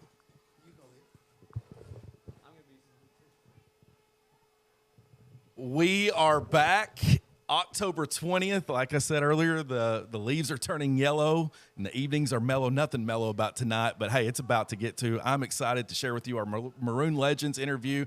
Jackson McAlpin is joining us tonight. What's going on, everybody? I love it. Jackson, man, what is up? I love this young man. Tell us what's going on in your life, where you're at, and I'm so excited to be talking to you tonight. Well, thank you all for having me. I'm super excited to be here. I've had a great semester. I'm in a senior year at Western Kentucky University. I'm studying in civil engineering, and everything's going well so far, but I'm just glad to be back. It's good to be back home, my old alma mater, as my dad would say, and we're excited to be here. Thanks for having me. Hey, we knew you were coming, so we got to discuss later on if Jackson was number one or Derek was number one, so we'll come to that. But anyway, Coach Hines says Jackson was a soccer player that we talked into coming out for the team as a kicker. He finished his career as the second leading scorer as a kicker of all time behind only Derek Burgett. Jackson was an outstanding money kicker. So Jackson, before McPherson for the Bengals stole your nickname, it was Jackson Money McAlpin. So it can't get much better than that. Very consistent, and it was automatic like a car wash on the extra points. So Jackson, talk about a little bit of what it meant to play football for the Maroons and just coming back and seeing the turf and Maroon Sports Network. Do you watch us when you're not in town? Tell us a little bit about Jackson. And Yeah, so it's always good coming back here, but whenever I first started, I had no idea that I was going to be playing football for Pulaski. I always was a soccer player, like you mentioned, so all through high school or all through middle school, I was always playing soccer. And then I started playing soccer my freshman year as well. And then I noticed that our football team had a little slap problem. They had a big old, it was Trevor Radner, a great guy. He was out there. If y'all don't know, he's a big, number 54. He's a big, I think it was O-line or D-line player, and he was trying to kick extra points. And so I got to go to one of the practices and watch that, and it was hilarious because the whole line would drop down on their face to avoid getting hit because every time he would kick it, it would go in the back of the linemen's heads. But so it's pretty funny. So I got to go speak with Coach Warren, and I never had met Coach Warren either because he was the ISD guy, and so I tried to stay out of ISDs, so I never really knew him, and he's pretty. If y'all don't know him, he's a pretty intimidating man. So first time I went to see him, he asked me, he was like, "Do you want to go? We need a kicker. Are you wanting to kick for us this year?" And I was like, "Well, I'd like to, but I don't know if y'all need me or want me or not." And he said, "Well, we need you and we want you, so come out to practice, and then we'll see if you can make an extra point." So I got out there in the middle of practice one day. I just had my soccer gear on, my soccer cleats and shorts and a T-shirt, and went out there, and the whole football team was on the sideline. All 80 football players were there, and they snapped the ball and put it down, and I went and kicked it. And I made it my first try, so the whole team came flooding out and rushed out there to celebrate with me. And so then from then on, I was always just part of the team, and it always was accepting, and I was just always glad to be there. So, well, Jackson, let's now talk supporting cast. Which to know Jackson McAlpin, that's two things. One, it's never it's never about himself. It's like he just shared about his teammates. And to know Jackson McAlpin was just like a moment ago. You showed up in here, the lights were turned off in here as we were calling the game, but it was lit up because it was the smile of Jackson McAlpin. So Jackson, your family, okay? I know you. Your mother and your father, Dad Bob, Mother Gayla, Bob, a best friend of mine. Yeah. Your sisters, Kennedy and Simi. Yep. Your brothers, Tucker and Noah. The backbone of your extended family, Hannah and Aaron. It's a wonderful family. What's behind Jackson McAlpin's smile, and why do you smile? I just mentioned the family, but like right there, it's caught right there. It's a beautiful family. It's solid. It's structured. It's backbone. But now the smile, Jackson. I know, but share with our listeners what makes Jackson smile.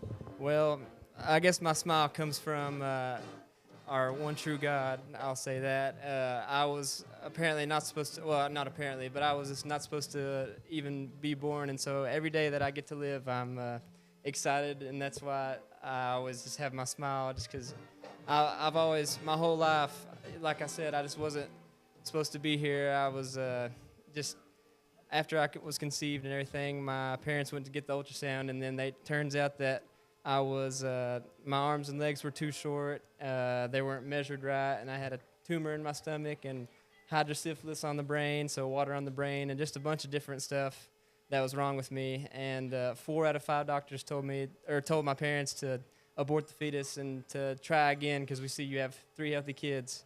And so ever since then, it goes on, and then so they went to the next ultrasound, and the one, Dr. Priddle was the one doctor that said that the only thing we can do is pray. It's in God's hands then. So he was the one doctor out of all of them that kept me going. And so my mom and dad and everybody was always praying for me the entire time, and people from all over the world were praying for me. And so I got, on September 26th, I was born, and they hand you to your parents at the beginning, but they just immediately rushed me off in the back to start doing tests on me. And they said my dad always says before that they took me away, he said he counted my toes and said that at least I had 10 toes. So then they brought me back and said this baby is a miracle. So yeah, that's the main reason why.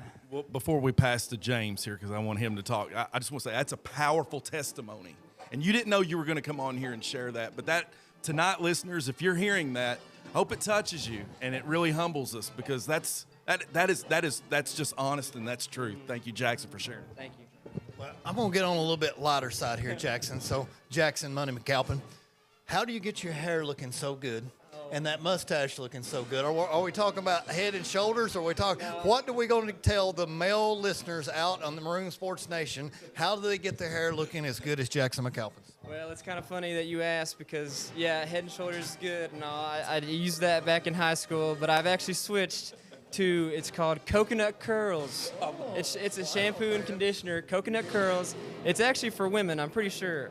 But I've always used it ever since I got out of high school, and so that's why my hair always stays real curly and looking this fresh. And so I made sure I went and took a shower before I came to the interview and had this going. Yes, but like you said, my mustache, I've always had a mustache, and they actually called me, I did the face paint on my mustache. So I always was Mustache McAlpin and Money McAlpin, either one. But yeah, it's always been a part. As soon as I could grow one, I've always had to try to keep it. So yeah. Oh. Those photos that you sent us, by the way, I wish we could put it up. We're going to here the next time we can, or that just signifies you. Yeah. But Jackson, to channel one of the greater things I've heard your dad share to me in our friendship is, if you're not moving forwards, you're moving backwards. Yep. What's the next steps for Jackson McAlpin? You just highlighted some, what you're in school for, where you're at. But what do you see next for Jackson McAlpin? What's the next steps, next in life? Well, let's see. As of right now, like I said earlier, I'm in civil engineering major right now at Western Kentucky. So as of right now, I really don't know, honestly. I'm looking for a job, but I'm just gonna let time. Time will tell what I'm gonna get into. I do want to come back home. I'm in Bowling Green, all the time. So I'm looking forward to being back home and supporting my family and everything. But after that, I don't know yet. As of right now, I really don't. So, but I'm excited for it, and I've always told all my friends and everybody I always just take it one day at a time, and just thankful for each day. So, yeah. Well, I don't know how much you watch Maroon Sports Network, but Brandon Foster gives your dad a whole lot of publicity, because he talks about twice the ice every chance he gets, because he's an ice snob and he's a Coke snob. So the summertime's a big boom for twice the ice, and I love it because you get double the ice and it's fresh and pure and everything else. So those machines are a genius idea from the family. Probably have Monster Storage and a bunch of other storage buildings out there. So the McAlpins are entrepreneurs galore. So you're going out to the mechanical or civil engineering side of things. So extremely intelligent family, like you said. I feel like Brandon Foster is almost family, throwing the hug around through you there. So thinking about that, let's reflect and go back to high school days. Okay. You played with a lot of great teammates.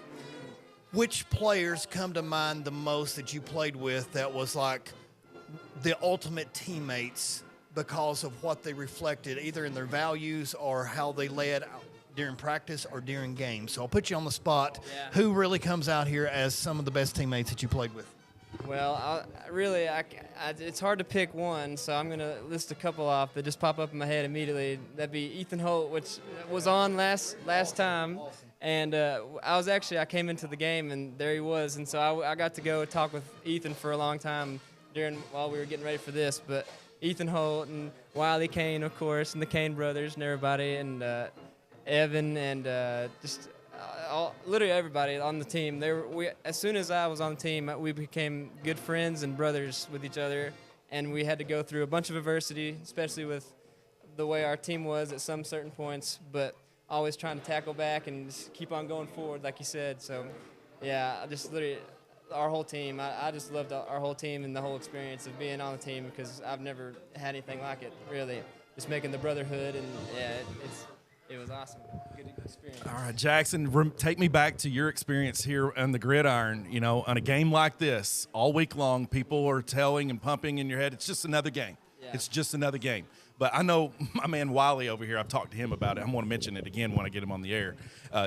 Going back to this. Okay, we're going to commercial. But anyway, I'll ask you. Jackson, final thoughts here. Thank you for, of course, joining us. We want you to sign and go to our alumni wall. Jackson, final thoughts. I just want to say thank you all for having me so much. I've loved being here so far, and I'm supportive of this channel, and I really appreciate you all having me out here. It's been a great night, and I'm looking forward to seeing what you're all going to do in the future. Always a pleasure. It's Jackson McAlpin. It's James Murray, Brandon Foister. Viewers, stick around. We're going to bring you the second half, but after this commercial break. Thank you.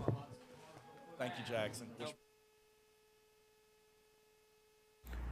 Crane and Boom Services of Kentucky.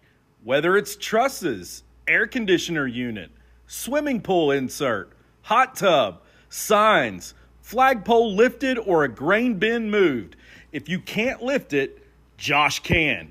Remember, Crane and Boom Services of Kentucky for all of your lifting needs. No job too big or small. Crane and Boom comes 100% recommended by Maroon Sports Network. So call 606-305-1832 and ask for Josh. Crane and Boom.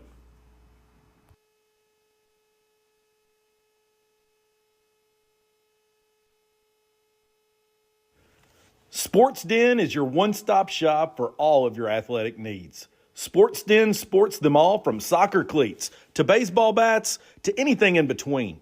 Sports Den even has your favorite PC attire, such as hooded sweatshirts and beanies for those chilly fall and winter days.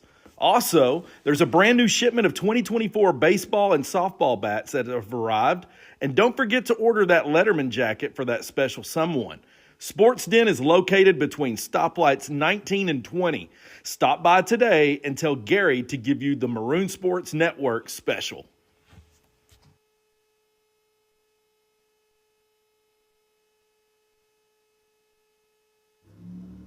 Let's give a shout out to one of our hardest working seniors, Mr. Tucker Gover. Tucker's the owner-operator of Grime Busters, and he will make anything look new, from vinyl siding and sidewalks to 18-wheelers. Plus, he does lawn maintenance and more. Just look at this picture of a before and after. Save your time and drop him a dime. Call Tucker at 606-425-2580. And remember to turn your dirty into purty.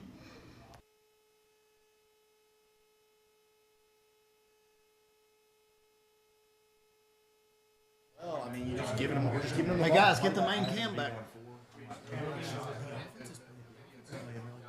Jackson. I need a picture of something besides a commercial.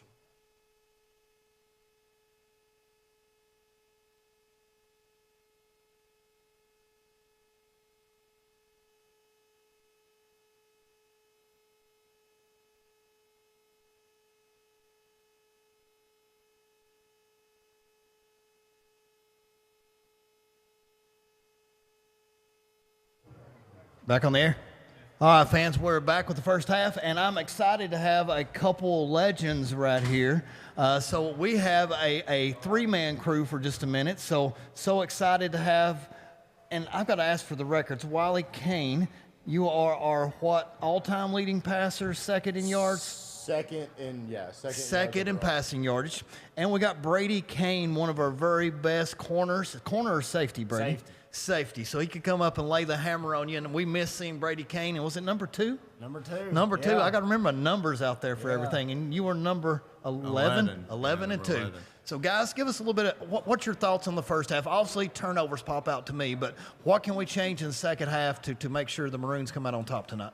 Well, me being a defensive guy, I like the initiative on defense. They look like they're flying around to the ball, but the big issue with me is making tackles the first time you hit them. They broke a run and they broke a touchdown in the first half that shouldn't have been a touchdown because we had 4 bodies on one guy. And so that's the big thing with me is it's always been, make the hit and wrap up, but we're just making the hit. And it seems like we want to come with the hammer blow to knock somebody out instead of just the solid tackle. Right, and we can't do that because if you can look around, our DBs average 125 pounds soaking wet. So you got to hit them and wrap them up. I was the same way. I was skinny as crap in high school. I had to come down and hit them and wrap them up, or it wasn't going to go for the ankles, baby. I go was for about the to ankles. call Brady out if he didn't call himself out. Oh yeah. And then on offense, you look at it. I mean, Zach is throwing it pretty well. I was really impressed with that deep touchdown pass. Now, maybe not throwing into the double coverage as much. Maybe that would be not as advisable, but. I'd like to see. I heard rumor. I haven't been able to watch as much because medical school is kind of kicking my hind end right now. But I heard rumor that we had our first 1,000-yard season since like 2013 from a running back. Kaysen, yes sir. Kaysen Brock, and Kaysen has not been able to get going a lot on the ground. And I think that would take a lot of pressure off a young quarterback. I think Zach's he's just a sophomore, right? Sophomore, yes, sir. So it's really nice to have something to lean back on and fall back on. I remember when I was a sophomore, we had, at the beginning of the year we had Jalen Conwell, and towards the end of the year we had, a running back by committee approach. But it was always nice to be able to hand the ball off, and having a 1,000-yard rusher is pretty fumble. strong. Can we get back? Nope. There's a fumble and a tackle. And there's what Brady's talking about. But, yeah, so, maybe get the running game started a little bit more in the second half. That way that it can open up some of those throwing lanes. How important is this very first drive by Southwestern out of the gate in a 4-point game? Huge. I mean, there's not much you can say about it because the fact of the matter is that PC had Southwestern on the ropes a couple times. That's the thing. We had them on the ropes at the beginning when you had a return back to the 27-yard line of a punt. And then when they turned the ball over again, and then fumbled it back to them twice. And we've had them on the ropes twice and not gotten them. But Southwestern went into the halftime with momentum, scoring that touchdown with 10 seconds left. If they come out and punch another one in right here, it's hard to stop that train once it gets rolling because Coach Foley, the biggest thing that he does very well is if you're down touchdowns, and I'm sure Brady can talk to this more than I can because I actually never played him in high school, but I played for him in middle school. But if you're down touchdowns to Coach Foley in the second half, that becomes an issue because they will eat clock like no other. Well, see, Foley's big thing is momentum. If Foley has momentum, Foley's going to do quite well. His team thrives off of running wishbone and running it down your throat. They're going to throw it 10 times a game, and then they're just going to gash you. And the whole momentum thing, if they come out and score a touchdown right here, that Foley's got them right where he wants them. Okay, good run on first down there. So it looks like 2nd and 5 here coming up, guys. When I was so happy, me and Brendan Foster, switching roles here for a second.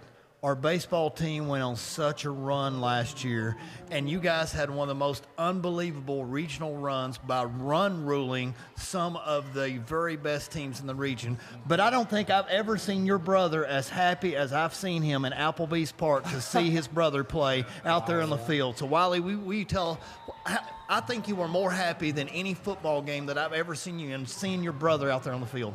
You are not wrong, and I know that all the people who have younger siblings and stuff in here will know. I mean, this guy, all the crap that I give him, about being tiny and stuff on the football field, he is my best friend, and it was the greatest feeling ever watching them win. I mean, I I would relive. There's like multiple games in my football career that I'd relive, but I wouldn't relive a single one of them. And I could go back and watch Brady's team win that region championship again. I mean, that was the happiest that I've been watching a sporting event ever. And awesome. You know, it's one of those things. Stop it. You know, speaking of, you're a huge Maroon Sports Network fan because you would send me or Forster text messages all the time about Brady's game out there and what he was doing. And we knew you were watching. If you didn't have a game and you were not busy, you were on Maroon Sports Network. So I just think it's so awesome that I'm so jealous of your relationship with your siblings. And, you know, Johnny and Jennifer have done a great job raising you fellas, and we've got to give them a lot of credit for that. But, man, the sibling love between you two, it's undeniable. And I think it's awesome that you're each other's biggest cheerleaders. So I know Brady was so happy seeing you throw all those touchdowns and coming up and following you. I remember Brady getting off the bus and having the longest hair, and I thought he was Tristan from Legend of the Falls. So I thought he's Brad Pitt Jr. So then one day he just cut his hair and we had sunshine. So sunshine. I love it, baby. Remember the Titans. So it was when we did the picture by picture, it was spot on. And then having Bryson Duggar be Hollywood and not know that it was his dad's nickname in high school and it be the same exact nickname. Man, I love it. Oh, yeah. Can we get you two, if the schedule allows, to come back and help present some Maroon Sports Awards in the spring? Probably the first Friday in May. If I'm not taking my final exam on that day, I think that may be when my final exam for the first block is. But if I'm not taking my final exam that day, I'll be here. You let me know well in advance, and I'll see what I can do. Okay. Well, gentlemen, thank you so much. I'm going to bring in Kenny G, UK U of L. Yes, talk about this. He's at UK. Okay. Well, Brendan Forster, throw in here real quick, Brendan. You throw this question. All right, so fun fact about the brothers here. Now, I'm not trying to put a ripple in this because it's not. Like, we've been there, done that. But Brady Kane on scholarship at the University of Kentucky. And Mr. Wiley Kane, he had his pick of the crop for med schools, and I know why he picked the med school, but he's at med school at U of L. So here we are. We got the Cards, and we got the Cats, baby. Let's talk. Man, you know what? Cats by 90. I don't care what nobody says. I eat at the 90 dining hall every single day with my buddy Lucas Bomer back here, and I tell you what. Gotta tackle him. Make it tackle. Man, there's that tackling thing I was talking to you about. We just missed 3 tackles on the running back. And Gunnar Lovelace is one of the leading tackler in the 12th round. The quarterback, yes, the quarterback. So we've got to tackle better and quit moving the chains. So anyway, Cats by 90, any response, Wally King? I mean, I completely agree. I've been a UK fan my entire life. I mean, listen, I love it. I've got the student package over at Louisville, so I get to go watch football games. And the biggest relent I've given to all of my buddies is that I'll cheer for Louisville when they're not playing Kentucky. But I mean, when they're playing Kentucky, it's go Cats. Let's be real here. I love it, Wally Kane. Thank you. So first-hand response here. So the brothers can agree the Cats are the best. So thank you, fellas. We love you. Come back anytime on the air. We don't care if it's basketball or baseball. You come in and jump on the broadcast with us. Yes, sir. Thank you. Thank you, Kane, and Kane too. We'll do fist bumps. All right, Kenny G, come in, my man. Let's talk some football. Kenny G's a big Louisville fan, so he just heard all that. So come in, my man. Let's have a little discussion right here. I think the boys pretty much nailed it right there, and you heard the broadcast. But just talking about tackling, it looks like a lot of times I don't think that we're really out of position. It's just that we're really trying to go for the knockout blow instead of just wrapping them up and going for the ankles and the legs. A lot of times you just trip somebody with that toenail, and they're going to fall down. Yeah, you know, if you really study the play, and when they go back and look at the film, a lot of those runs are broken plays to where the defense gets leaning one way and they break it to the other side or the other, and then the quarterback has room to run. Now, this is a design run right here. Good blocking. Another missed tackle right there. And you know, and what we was talking about earlier in the second quarter is Southwestern plays a physical style of football, both on the offense and the defense. And that last drive, how many times did they just lower their head and just run over people and hit them over and over? Third quarter, in the fourth quarter, that starts to matter because guess what? Kids started getting hit. And that's when you start seeing missed tackles and things like that. It's a punishing style of football. Now, Southwestern's kicker's got the longest hair I've seen for a kicker right here, number 46. So he may be tied in the 12th region. Connor Davis for Lincoln County has a nice Fabio style. Fabio. Yeah, we it's call not it butter. Yeah, we call it butter. the Fabio. Okay, so now the Maroons really are in danger of letting things go astray. You're down double digits at home. You knew Southwestern got the first ball. 3 turnovers in the first half was really the big bugaboo. But really, just to be down 4 after 3 turnovers is nothing too shabby to cry about. So, it could have been I kind of went into halftime thinking 2 things. One, Pulaski has to be kicking themselves in the tail. Because I actually think it's 4 turnovers. The missed interception to me. Oh, yeah. It counts as 1. But but then again, you're right. They're only down by 4. But here's the thing: they gave up the touchdown at the end of the second quarter, with Southwestern getting the ball at the beginning of the third. 14-point swing. It's but they do have to score here, or they need to put something up, because if you give Southwestern the ball back, they're going to milk 6-7 minutes off the clock and try to put it in the end zone. I will 100% agree with you. This drive right here is the biggest drive of the game, in my opinion. Now, I really felt like they needed to stop Southwestern on the first drive out of halftime, but you score on this drive and anything can happen in a 4-point game. Yes. But like you said, if you're down 11 and having to kick it off and Southwestern ends up running out the rest of the third quarter, you're not going to get too many more possessions. We tried to block in the back right there, and we missed. Good return. So we got lucky right there that we actually missed that block, because here's what I would do if I'm Coach Hines right here. If I can put the ball in the end zone, I'm going to go for 2. Because try to get it down to 3. If you miss it, you're down by 5. It's the same thing as being down by 4. Yeah. So and then you make it a field goal game, and you done got 1 field goal. That was a nice field goal, so we do have that option in our back pocket now, so it's nice to have that, to know if you need it, you can actually have the field goal kicker. So we had the second leading scorer in here for a kicker, Jackson Money McAlpin, at halftime. So we really enjoy those Legends series, bringing back our former Maroons and celebrating their accomplishments. That's cool. Celebrate the whole program and the accomplishments. Uh-oh, what we got? False start, illegal motion, I'll guarantee. False start again, Kenny. The Maroons are shooting themselves in the foot, because that is at least the 3rd, if not the 4th, false start of the day. And I can't tell you how bad it is to be in 1st and 15, or 2nd and 15, or 3rd and 9 even. Yeah, I don't know. I've seen that 2 or 3 times tonight, and not really paid attention to what's going on. I don't know if it's I didn't see anybody move. I didn't think, but then again, I wasn't paying close attention to it. I thought it may have been an illegal motion or something. All right, Pulaski drops back. Zach Attack Anderson here is looking. We're going to send Fuzz. Harris Denmeyer in motion. Dropping back. Looking deep. Go route. Too much. Too much for Kyle Wethington. Okay. Not a bad idea. He had a couple steps. Yeah, that was a nice ball. Probably need to put a little bit more hang time under it and let him run underneath of it. That was a good tight spiral. Good throw. But Pulaski's young, man. You talk about the offensive penalties and some of the other things. It's just part of growing up, you know what I mean? And I think everybody knew they were going to be young this year, and I've said it over and over. PC's going to put 5A on watch here soon. We are definitely looking forward to that. Rolling out, getting back, little screen pass underneath, and boom, right there, and can't break it. Coming from the help. So absolutely no gain. 3rd and 15.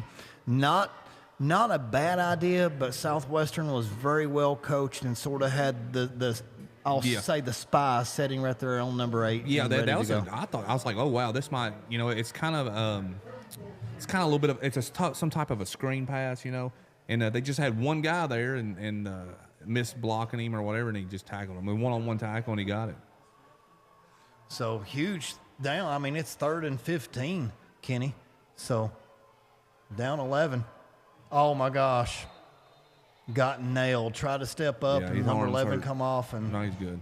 So you got no chance here. You have to punt at 4th and 15. I think so. You got to punt and hope to get a stop. Maybe held the ball a little bit too long there. Need to step into the pocket. I think he was waiting for something to open up downfield. And like I said, the pressure gets mounting. They know they need to score, and quarterback's the toughest position on the field. You got a lot going through your mind. You're trying to get through your reads. Here goes the punt. Ethan Idlewind gets it nice high, all kinds of hang time, and way out of bounds. So it looks like Southwestern is going to take it over about the 46-yard line. Yeah, that's a really good field position. So ideally, that was probably more like a 20-yard punt. Yeah, Time we yeah, got I everything think done? so. Yeah, it was a lot of hang time, but it didn't have a lot of distance. It kind of may have got off the side of his foot. Looks like he's getting his arm now, checked now out the there. defense is out there, and this defense has to make a stop. So, I mean, literally, it'll be okay if Southwestern gets a field goal this drive, but ideally 3 and out is what you're looking for right here, and it's go time. So think about this. Counting the second quarter, how long has Pulaski's defense been out there?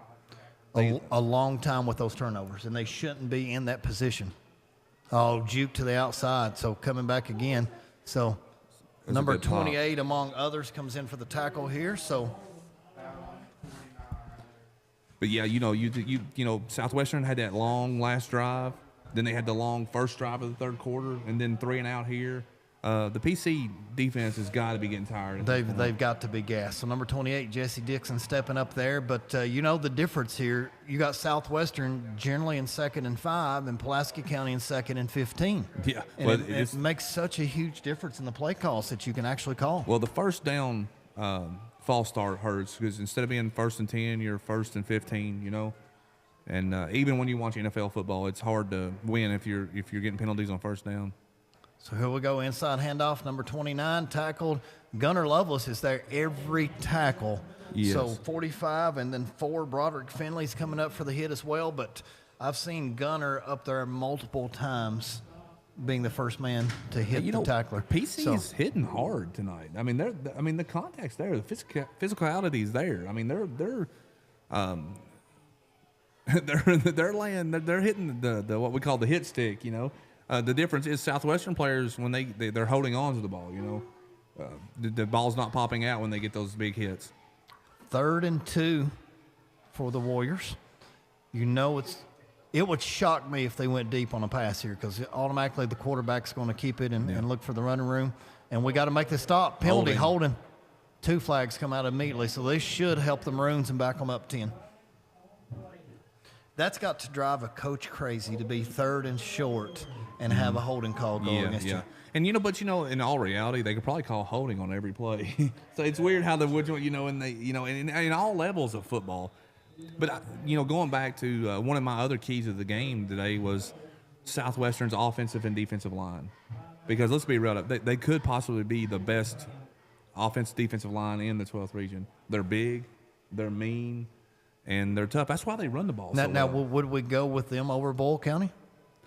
Boyle has a lot of great athletes on the outside that their running game, don't get me wrong, Boyle's line's good, but Southwestern's line's big and mean. So, when you got Montavian, Quisenberry, Gio Brown, Maury Brown, you can do a lot of quick hitters and get the ball out. Yeah, I mean, those guys can take it from 1 yard out to 100 yards out, and they can score from anywhere on the field. Boyle's all around a great team on all levels. I've just always had an appreciation for Southwestern's line. I don't have Southwestern's players' numbers because we're focused on the Maroons, but so far you've probably got to be leaning toward who for your offensive player of the game, and obviously somebody from Southwestern. But who stands out right now? I'm thinking the quarterback maybe, but Christian Walden. I don't have the stats in front of me, but Christian Walden's always big. Owen Campbell, the quarterback right now, I think he's had a really good game so far too. Just on the eye test. Yes. On the eye test. But Southwestern, you really don't have one player that sticks out to you like, wow, he's the man. I think they're just a team a good team that plays physical football and wins as a group. 3rd and 12, such a big stop right here for the Maroons to try to get back in this game. So rolling to the right, trying to get in there, trying to get outside, throwing it deep, and that has to be out of bounds. There we go.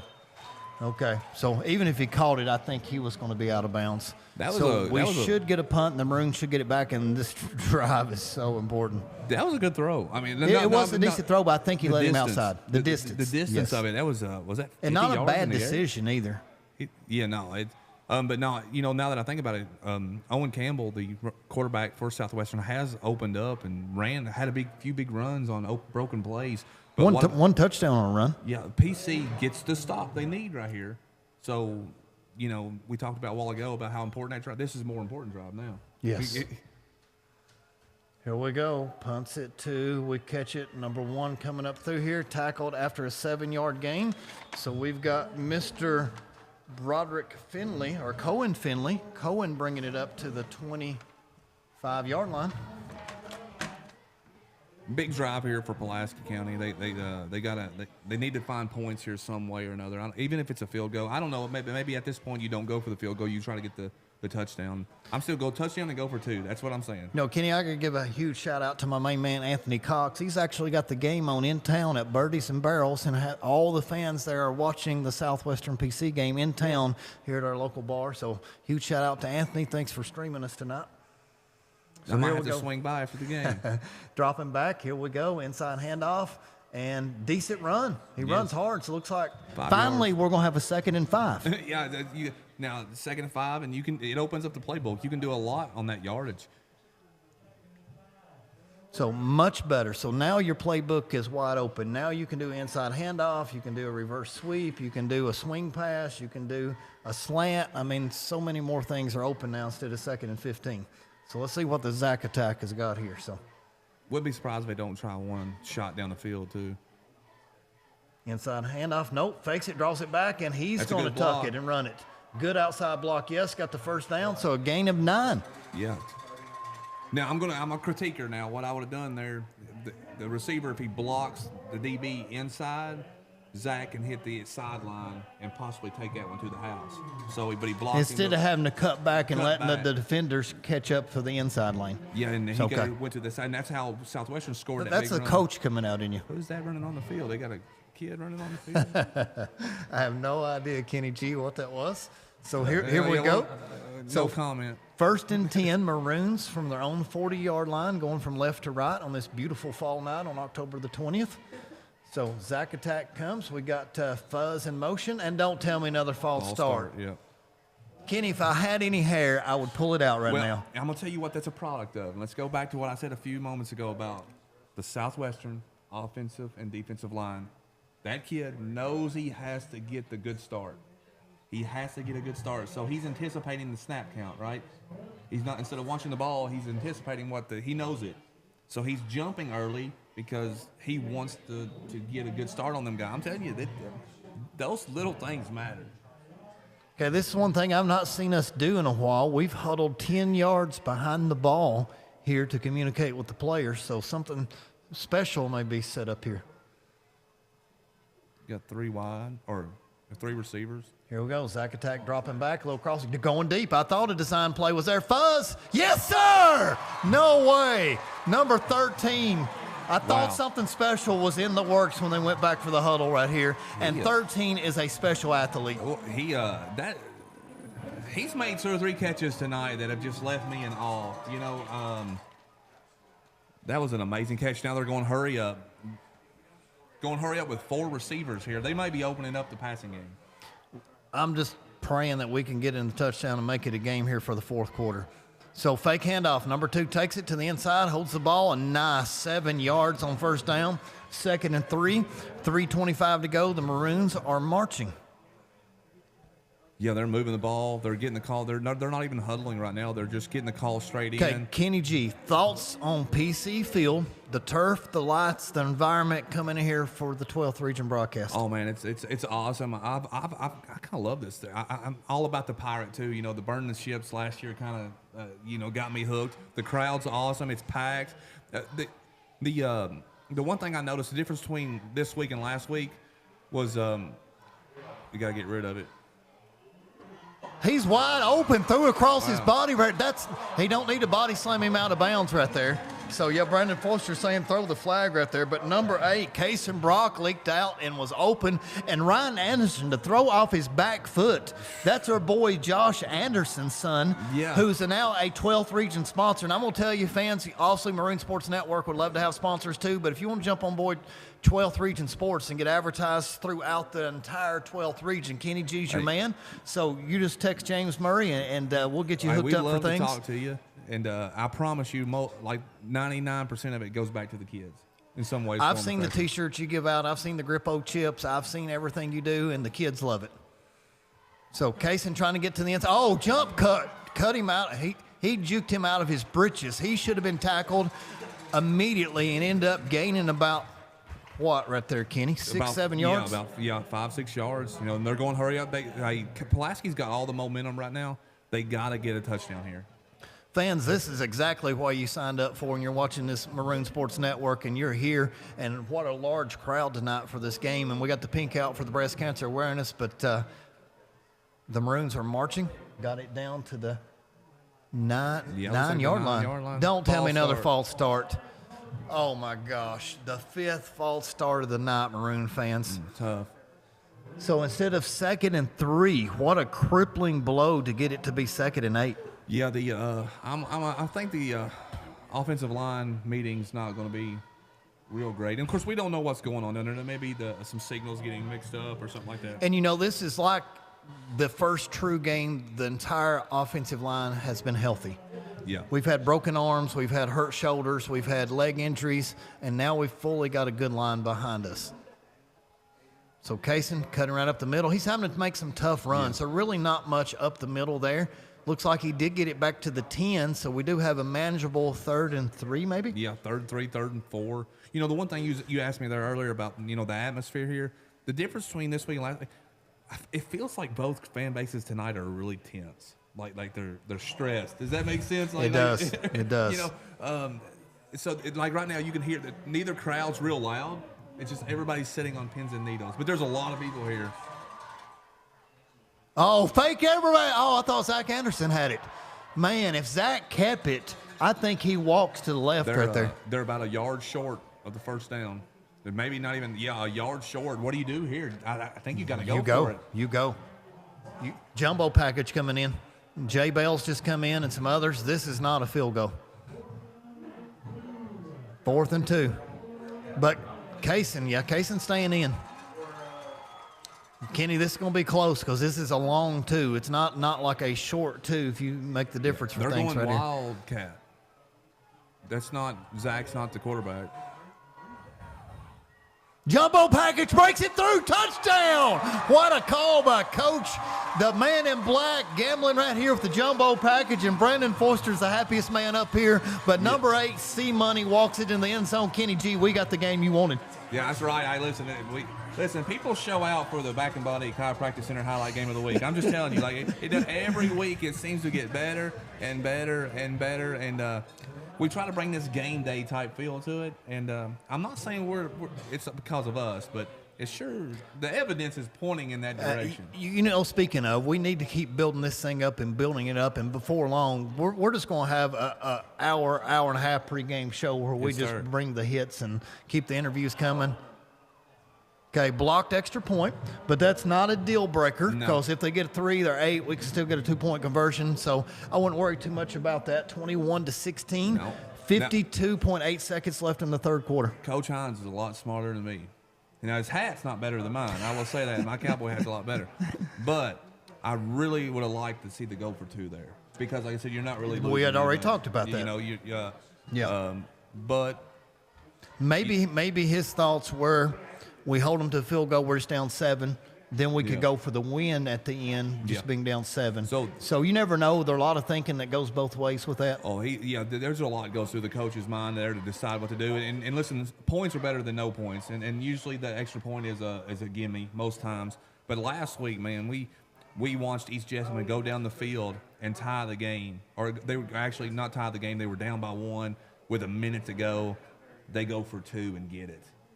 And they go up by 1 with a minute to go. Then West Jessamine goes down, and the kid kicks a 35, 36-yard field goal to get the win. It was crazy. So it was I don't know. I kind of get excited even thinking about it. But PC has to get a stop here. And if you're Southwestern, you need to eat up the majority of the clock and score a touchdown. Fans, I'm going to tell you at the end of the 3rd quarter here, our producer's going to bring up for me a picture of Phil Russell. So we got to have some fun with Phil. So I'm going to update you on a little bit of golf and Phil Russell etiquette here coming up, fans. So stay tuned for that because it's going to be super exciting. Onside kick. And I don't know what happened and who has it, but, man, we tried it. That was a train wreck, wasn't it? Yes, it was. There's some big hits right there, Kenny. So Southwestern obviously retains it. I don't mind that call neither. I don't either. I don't either. You when you're the underdog, you play to win. You go for it. Now, speaking of golf, I actually, after about 15 years, 20 years out of the game, I decided to get back into it this year, and I was playing every Saturday or every Sunday, and got shooting mid-80s. Okay. You know, because back in my younger days, I thought I just had to get up there and grip it and rip it. So you're not hurting anything. You're not pulling any muscles or hamstrings. I've gotten older and wiser. rounder that we talked about. Older so and everything rounder. moves slower. So I've learned.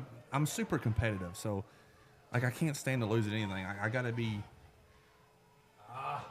Okay, with a good tackle right there, gain tackle. 3-yard gain. So, yeah, we can live with that. This should probably run out the third quarter, I would think, Kenny. Yeah, I think I don't think Southwestern be in a hurry to run another play. And I'm getting ready to sign off, and man, I appreciate. Man, you want to do some fourth quarter too, or you got some other things to do? No, I ain't got nothing to do. I love. Well, you just take my role, and you and Foster tag team the fourth quarter right here. I got my boys down there, my guys down there working on. We're gonna have a great highlight video of this thing after it's over with, regardless who wins. And somebody's gonna get to hold that championship belt. Oh man, they might run a play here, or they try to draw offsides maybe. I think they're gonna run one. I really do. They're in motion, coming off number one, and big hole right up the middle. So. That quarterback has been gashing us. All right, Kenny, so end of the third quarter, 21-16. So you're not going to know my buddy right here, but if you look on the screen, we're going to pull up a picture of Phil Russell. Now, this guy in pink is our coach, offensive coordinator, special teams coach. So I've got to tell you a few things about Phil Russell. The guy he's next to is Zach Hancock. So they had to play a little one-on-one match at Somerset Country Club this year. You lost your monitor there, Jacob. But anyway, they're a new saying. Whenever you get beat in golf, now you're a golfer, whenever you get beat in golf, you've got to say you've been Hancocked.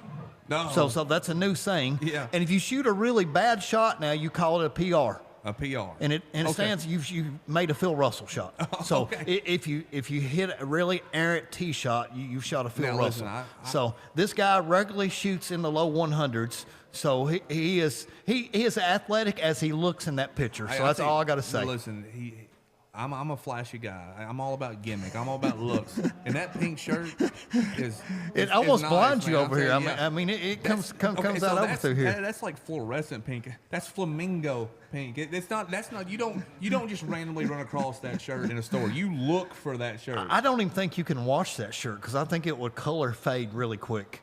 So I do think he tells me he washes them and then he hangs everything with a hanger and it doesn't get dried. So you know what? I think I want to. All right, let's go back to the game. So start of the fourth quarter. Brandon Foster, come take my spot, and you and Kenny G take this baby home.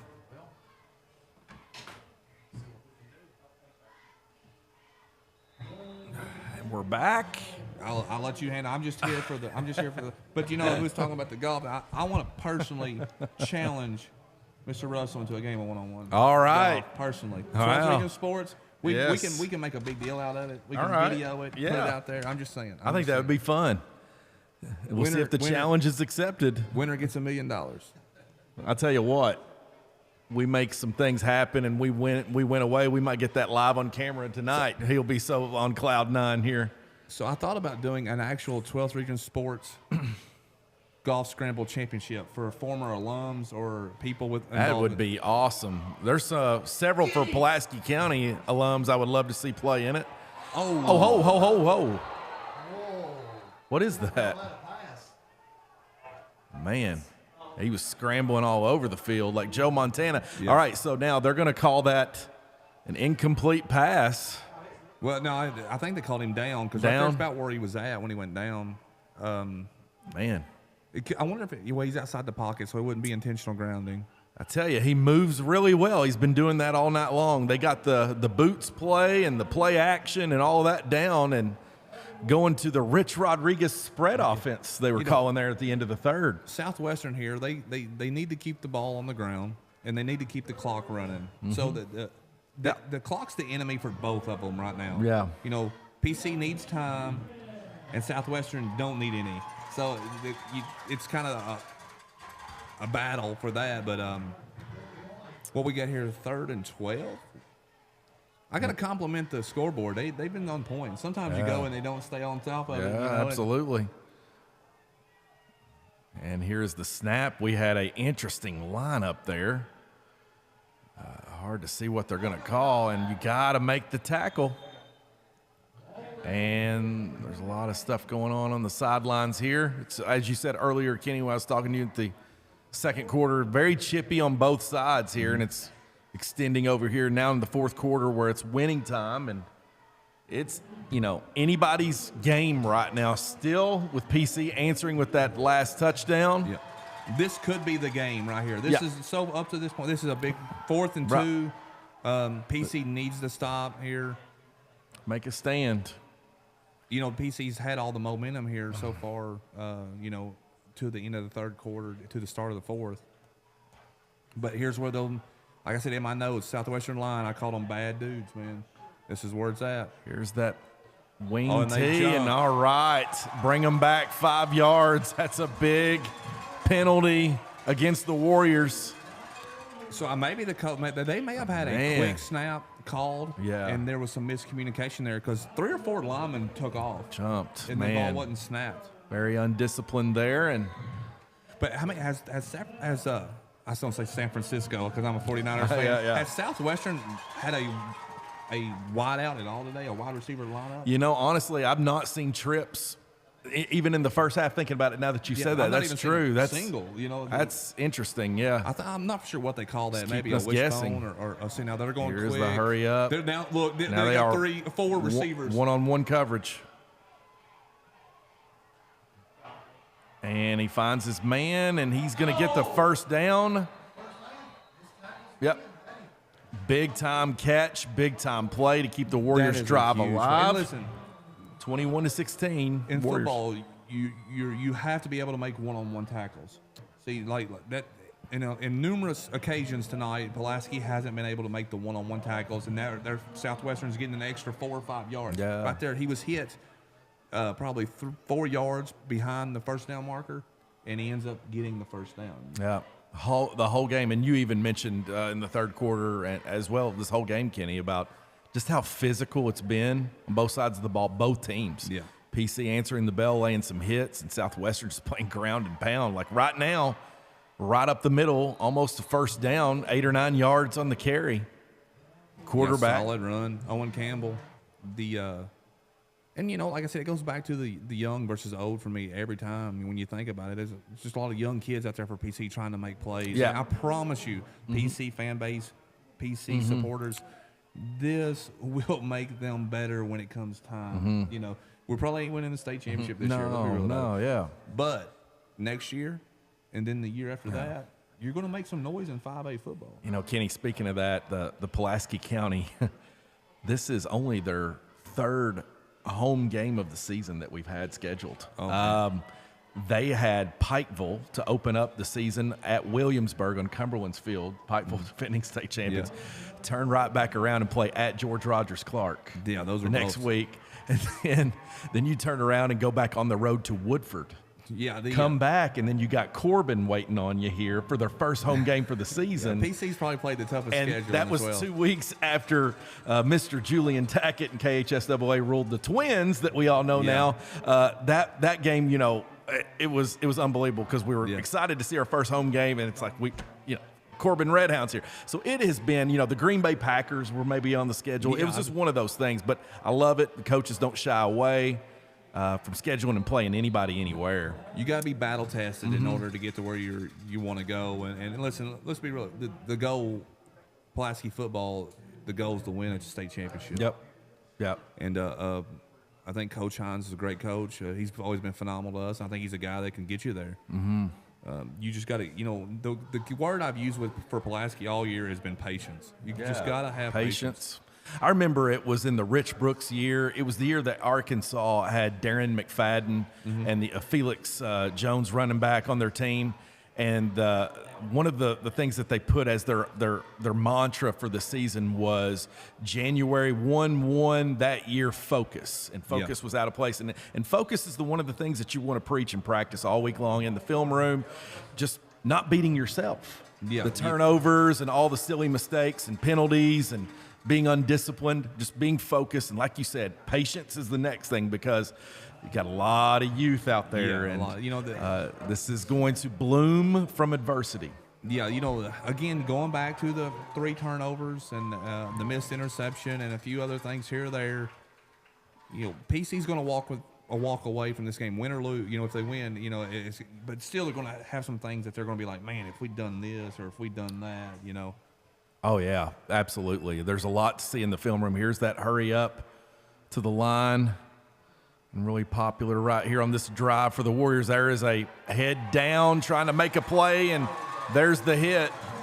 And that you got to gang tackle some too right there. See how the first person made the hit and slowed them up, didn't get them down, but then you get the Army coming, the gang tackling, and that's what you have to do that against Southwestern because they're so tough and physical at running the football. And I know I've said that a million times, but that's who they are. That's their identity. That's who they've been for a long, long time. Of course, that clock, when I just glanced at it a second ago, Kenny, it was 10:40, and now we're down 6 minutes. Like you said, it's the enemy for both teams. Both teams massaging that clock, but yet just bleeding right here as you're in the red zone. It's starting to favor the Warriors of Southwestern now because, they've ran a lot of time off of it. They're looking to pass. Oh, man, now we almost had a hold there. Finds the opposite side of the field. His man, he's going to be driven out of bounds. And that was a 6 or 7 yards short of the first down. Pushing him out of bounds there was a great thing. That young man did his job. Because how many times tonight have we seen that play and them end up getting 15, 20, and even a touchdown out of it on one of them? Yeah, like you said, it's in favor of the Warriors here. 6 minutes here, and they're just kind of staring down the eye of that red zone there and running out of field. And the Maroons try to make a stand here. I wouldn't be surprised if Southwestern runs what they play action. They roll one side and throw it back to the other, like they did on they got 2 receivers. 2 right, 3. 1 left, 3 trips right. Here we go. Quarterback keeper. They've got a holding. It's going to – what do you do here if you're – it's 4th down, so you decline, you get the ball. Absolutely. I don't think he had enough for the first down. All right, turnover. Man, that's a stand. But if you decline the penalty, you get the ball. I would. Here we go. Yeah, I would almost. Yeah. Oh, goodness gracious. I agree. Yeah, Kenny, you're right. Yeah. Take the ball. All right. Yeah, that's what I'm now saying. Here you are. I was sitting there waiting around. I'm like, hold on, wait a minute. 5:55. Offense has been playing pretty good here tonight. Zach has been making some good decisions, and now Fuzz, we're going to need him to pull out some of those catches that he's been on fire tonight. And the story with Fuzz this season too, Kenny, to catch you up, is earlier on in the year, a lot of drop passes. So tonight, like you said, like we talked about in pregame, forget about all that. Like he's making the catches tonight. Hey, great players make great plays in big games. Yep. Oh, man, he's running into traffic on the left side. Now, I don't know the clock, like I said, running the ball here, you gotta run, but I think Pulaski needs to open up the passing game here and go for it. Because running the ball against this Southwestern team, it's going to take us a long time to get down there on the other end of the field. Absolutely. You're talking about you're on the 9-yard line, so you're 91 yards. Puts a lot of trying to take some pressure off the young man. It's going to be 4 downs here. The game, and that's exactly the way the game started, Kenny. Our first play of the game, right there, similar. That's number 5. Games are won Kyle Wethington on 1st down and 3rd down. Mm-hmm. You got to get no penalties, and James talked about this. You got no penalties on the 1st down, and then on 3rd downs you got to convert. 3rd and 8. This is a big one here. Big time. You need to at least probably get a manageable 4th down play. Boots right, play action, and he's going to keep it. That's Zach Anderson, the quarterback. He's running into traffic and probably gets to the line of scrimmage, maybe a yard. Yeah, like I said, there's a lot going on there, and wow. Okay, so now Maroons in a punting situation. Yeah, 4th and 8, man. It's a tough.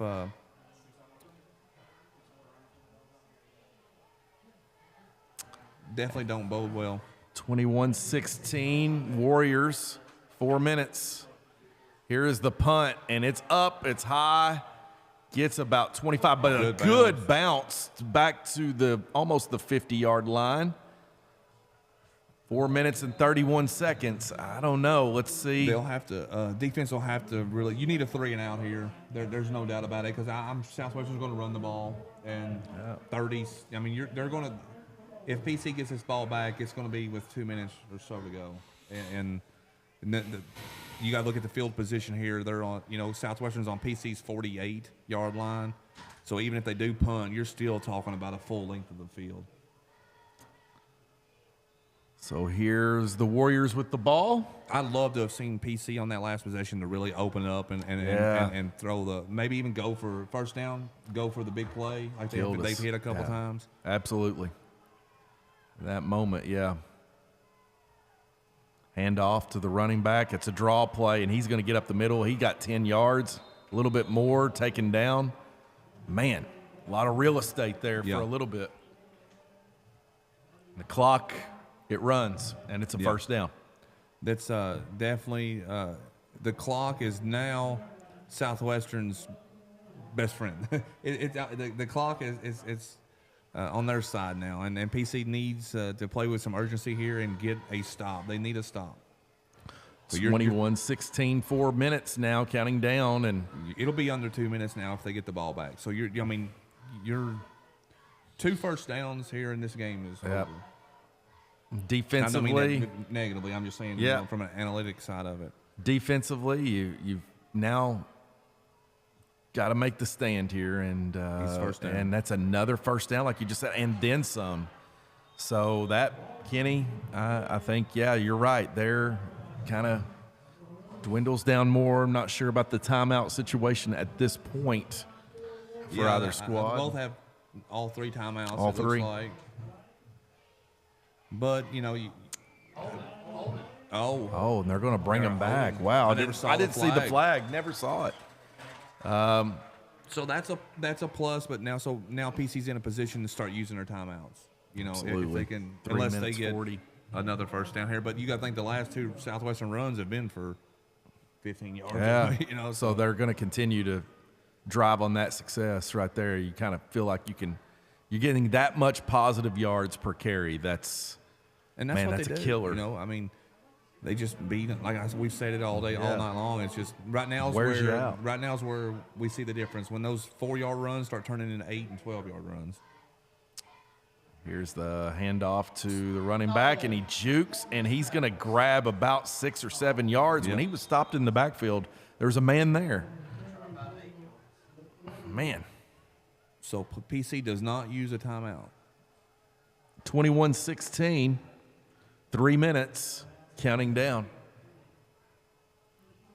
See, you're talking about it. That was a 10-yard gain, wasn't it? And I see Coach Hines talking to the officials here. It looks like maybe something in play here for a timeout. Well, if they get a decent stop here, then not much yardage, I'd look for him to call a timeout. So it's 2nd and 8. Here's the hurry up to the line, and Southwestern, what once was backed up at long, in a pretty good position for a first down here, and it's quarterback keeper, stopped in the backfield, the quarterback on his feet, and he got another 12 yards out of bounds. And that, again, you've had guys in position to make success. Yes. Just can't, like you said, wrap up the guy. But let's go. Going back to being honest, some Southwestern kids are a little bit mature physically because he had him wrapped up in the backfield around the ankle, and they just pull out of it. And realized, it's strength conditioning, it's age, it's there's a lot to it. And I know I don't want to keep talking about how young they are, but that stuff will correct itself in time. Yeah, and that's just the young kids trying to make plays and. Yep. Yeah, they had him. They had him right there. Just couldn't hold on to him. And that's a compliment to the Southwestern runner, too. Absolutely. And we got stoppage of play and delay of game on the offense. It's 2 minutes and 21 seconds. It's first down. That's a penalty against the Warriors to bring them back, but still Time is running out. Yep. But, man, you look at the score, and it's a 5-point game. And like you said, we could look back at all the mistakes in the first half. And going in at halftime, Kenny, you looked at me, it's like, man, I don't know if we could have played any worse and you're down 4. Yeah. I mean, that's a position you want to be in where you got a puncher's chance. If you lose this game, the film room's tough next week, or you walk away from it feeling like you could have done more. Hurry up to the line here. And got a run down in the backfield there by – you see Gunnar Lovelace again. Coach uses the all timeout over here. the place. But they still got 8 yards on it. Yeah. I think. Wow. Big swing. Yeah, 1st and 15. Someone they didn't stop the clock. Huh?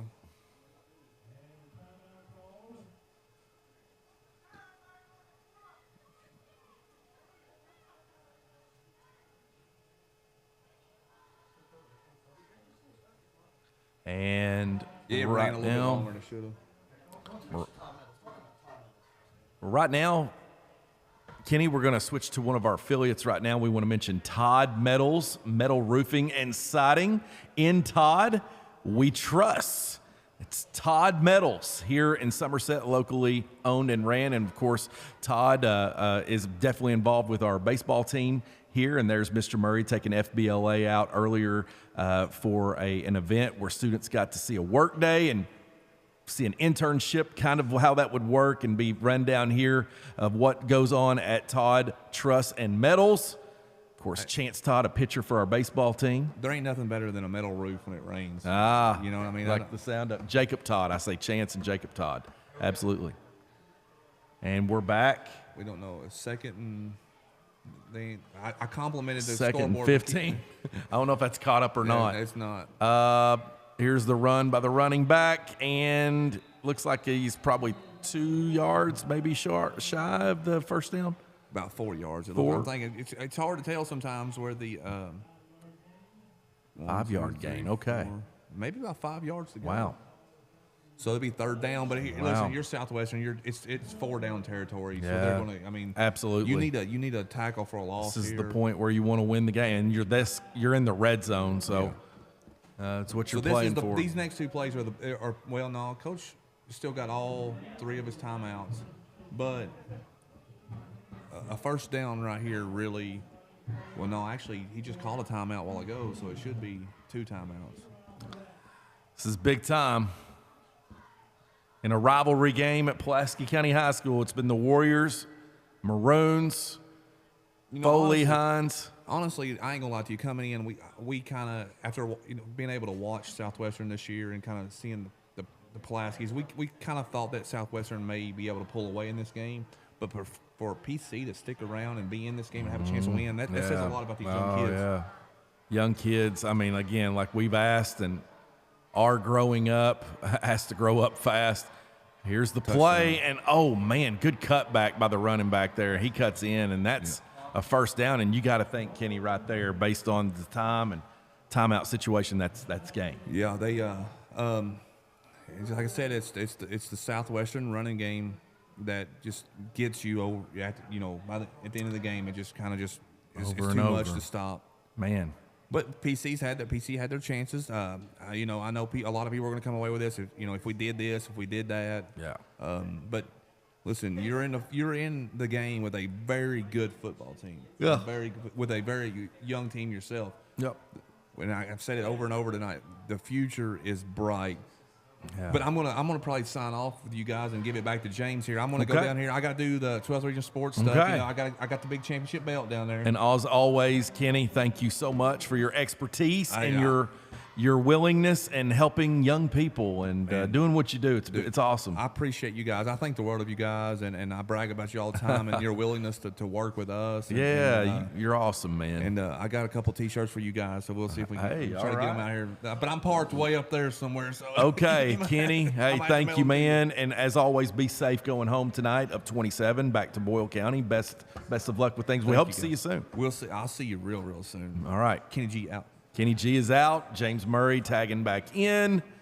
It's Maroon Sports Network. It's the Warriors 21. It's the Maroons 16. And James, you know, we look back and you say, just like what Kenny said, there's some things that we could say woulda, coulda, shoulda, but in the advance of things, this was a very good competition tonight. Barn burn. Yeah. You know, we go back and think about the 3 turnovers, but even those I don't think beat us. I think we just missed tackling on this last drive here. I think if we just wrap up the ankles and the legs and we trip them, we've had a lot of missed one-on-one tackles. Absolutely. If you lock those down, I think we still win this you game. know the Warriors want to score here. You know they do. So now let's play for that to try to keep them out. They just punched it in. And they're going to say that they did. Quarterback is giving the signal to his coach, saying, here we are. Very, very closely contested game, so fans will look at this and say Southwestern won by double digits, but they're not going to realize it was a 5-point game. And we could punch one in a minute 28. With the chance to drive the field and win the game, but went 3 and out. Yeah, so, I mean, that's what it comes back to. Like, I think Kenny talked about opening it up there, and we had the ball, so. And here we are. Now we're going to see the extra point here by the Warriors. It's up. It's good. Kicker's got some leg. I mean, that's got some arch in that baby. It goes way up. 28-16 right now. Warriors at Pulaski County Field. Air has been deflated a little bit here, but, hey, in a minute 28, I think the Maroons could strike and hit the end zone here, folks. And Maroon Sports Network viewers, thank you again. All of our affiliates. Tonight's been any sugarcoating, great night. Jackson McAlpin and him sharing his testimony, powerful. McAlpin, baby. Money I can tell McAlpin. how much he meant to you and that whole family. Yeah. So, hey, your plug on Twice the Ice. Let's hear it. Hey, all right. Hey, listen, if you are using ice from your ice maker or ice machine, shame on you. You go to Twice the Ice. They have a kiosk on the north end and south end of town, one close to Burnside and the other, in Burnside, and the other north 27 in between Wendy's and McDonald's. Hit Twice the Ice because it's filtered water to the best. It's clean. We got one out in Nancy, too. One in Nancy as well. It's clean, and guys, it's at the perfect temperature because if you are using the ice from your ice maker, it's going to ruin your drink. Get Twice the Ice because when you pay, James, you don't only just get the amount of ice you pay for, you get twice the amount that you pay for. So why come Jackson McAlpin did not bring us some Twice the Ice tokens tonight? Well, you know, honestly, I didn't tell him to, but had I, it wouldn't have shocked me. Of course, monster garage storage units owned by the Climate Control. If you got stuff, and we all got stuff, you got to have a place to put your stuff. So why not hit up Monster Storage right here, right in front of, before you turn into Pulaski County on 39 and 1247, Monster Storage Garage. You got your stuff. They got a place to put your stuff. Of course, Noah McAlpin, he works here in town with his own business he opened for a security system. Bob's all over the place, spreading the news, the good news, and sharing the gospel with people. I love Bob McAlpin and Gayla. Let me switch. It's the heart of a saint. I'm not giving enough of a plug tomorrow, so I don't know how many listeners we still got. But tomorrow's the Moonlight Festival. Yeah. And our man Josh Anderson is going to be there tomorrow with his barbecue. And the line is going to be ridiculously long at some points of the day. So depending on the time you go. Yeah. But I'm going to give a huge shout out to him. And our very own Robert Bullock is Robert Bullock selling lemonade. If you haven't got that, if you haven't tried Robert Bullock's lemonade, goodness gracious. It's the best. So it's fans, the best I've go ever tomorrow. had. You got a free concert. You got free music. We're moving the You've ball. got great food. I don't know what else you could want. Pretty weather in downtown Somerset. So go to the Moonlight Festival. And they're going to say he's out of bounds, but he caught that ball. Wow. That's amazing. He caught the ball. They're going to rule him out of bounds. It's a bad call right there by the line judge. And that's been another thing tonight. I think Darren was telling him a little bit about it down there, but yeah, I can't imagine him being out of bounds. He caught that ball and ran out of bounds. So Kyle Weathington got ripped out of some receiving yards and Zach out of some passing yards. Unbelievable. All right, now it's opened up. Zach's stepping back to throw. There's pressure. Boots on the ground here. He's going to run it out of bounds. 1 minute and 8 seconds left. I mean, you got to keep fighting right here because miracles do happen, but it's almost you got to score with 30 seconds left on the clock and be able to do an onside kick and successfully get it. You got to hit Fuzz in stride, and he's got to take off. That's what you got to do. So now we've got 3rd and 7 for the Maroons. So weirder things have happened in sports. Absolutely, We've all seen yeah. it. So minute 8. We I got always remember Jared Lorenzen turning to the crowd. We're down 3 touchdowns. He said, "Where y'all going? There's a heck of a game you're going to miss with 2 minutes left." And Is Kentucky. that not pass interference? Wow. Interception. Looked like. Okay. Number 5 seals the Yeah, I was game. going to say he was all over his jock strap all the way on that route. That was number 16, Boone Godby. I thought that was Boone and Crockett. So Boone Yeah. and Crockett Godby. And I don't know if he had much to work with. I mean, where he was just constantly shaped there.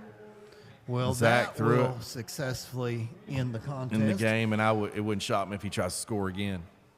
I don't think they will in this situation. I think it'd be classy enough to take a knee, but unfortunately it does make 5 wins in a row for Southwestern. But, hey, Kenny G made a good point. We're up and coming.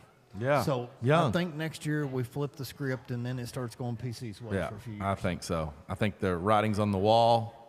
And There's this going to team be a can sense of still desperation win there. a couple playoff games this year. Next week's a bye week yeah, and then the playoffs start. Absolutely. So here goes the knee, Brandon.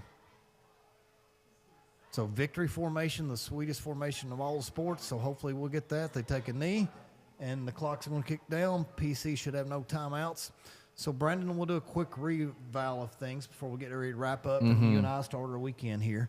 So, to recap, turnovers, momentum, missed tackles, things you can clean up. I think PC is right there with Southwestern from what I've seen tonight. To me, they are very even. Yeah. I think the big-time plays for our offensive and defensive line tonight, I think they got the message throughout the week. Look here, we got one doing And the worm over here on the field. It was definitely received, and, of course, tackling, like you said, and other things came back to bite us here Okay, in let's the you end. and I get ready to wrap up. We won't take too long on the post game tonight. Nope. I've got my players picked. Okay. I think you may have in your mind too.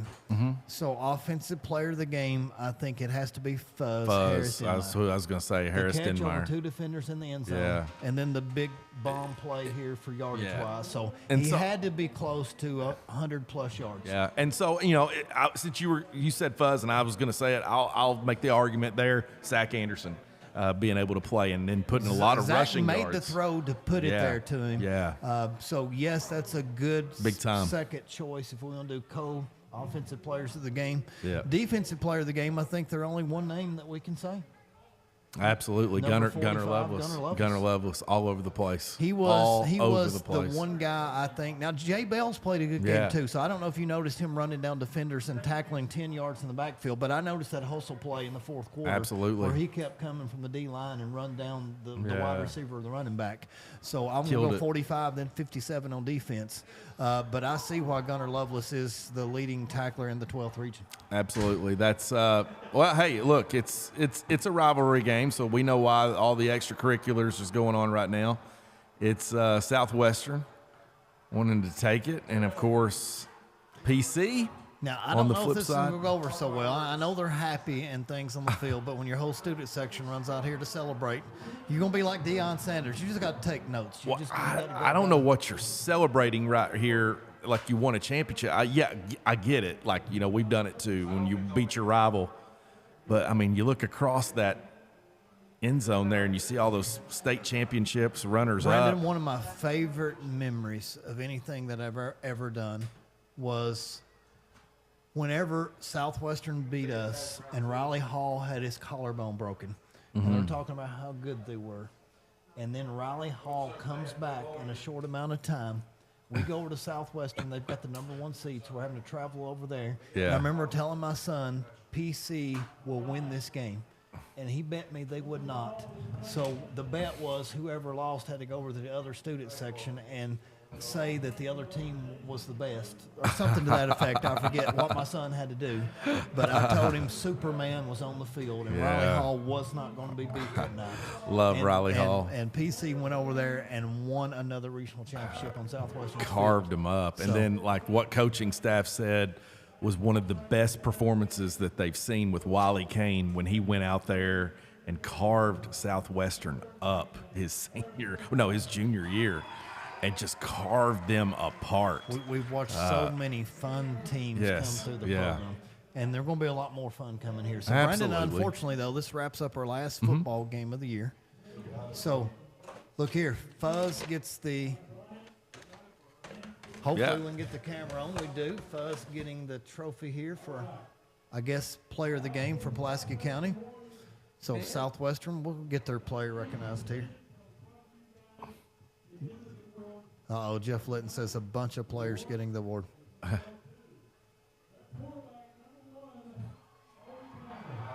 Number 1, Owen Daniels. And, you got to give it up. He was the guy making the plays tonight in containment. I mean, he was quick on his feet. We got to think we've not said enough about Don Franklin and what a huge sponsor they are for the Don Franklin Bowl, but they give these schools so much money. Yes, they and fans. do. That's where you need to buy your car at because Don Franklin all the way. They believe in the community and they put the money back into it. Absolutely, they do. And, gosh, you need a car, go to Don Franklin.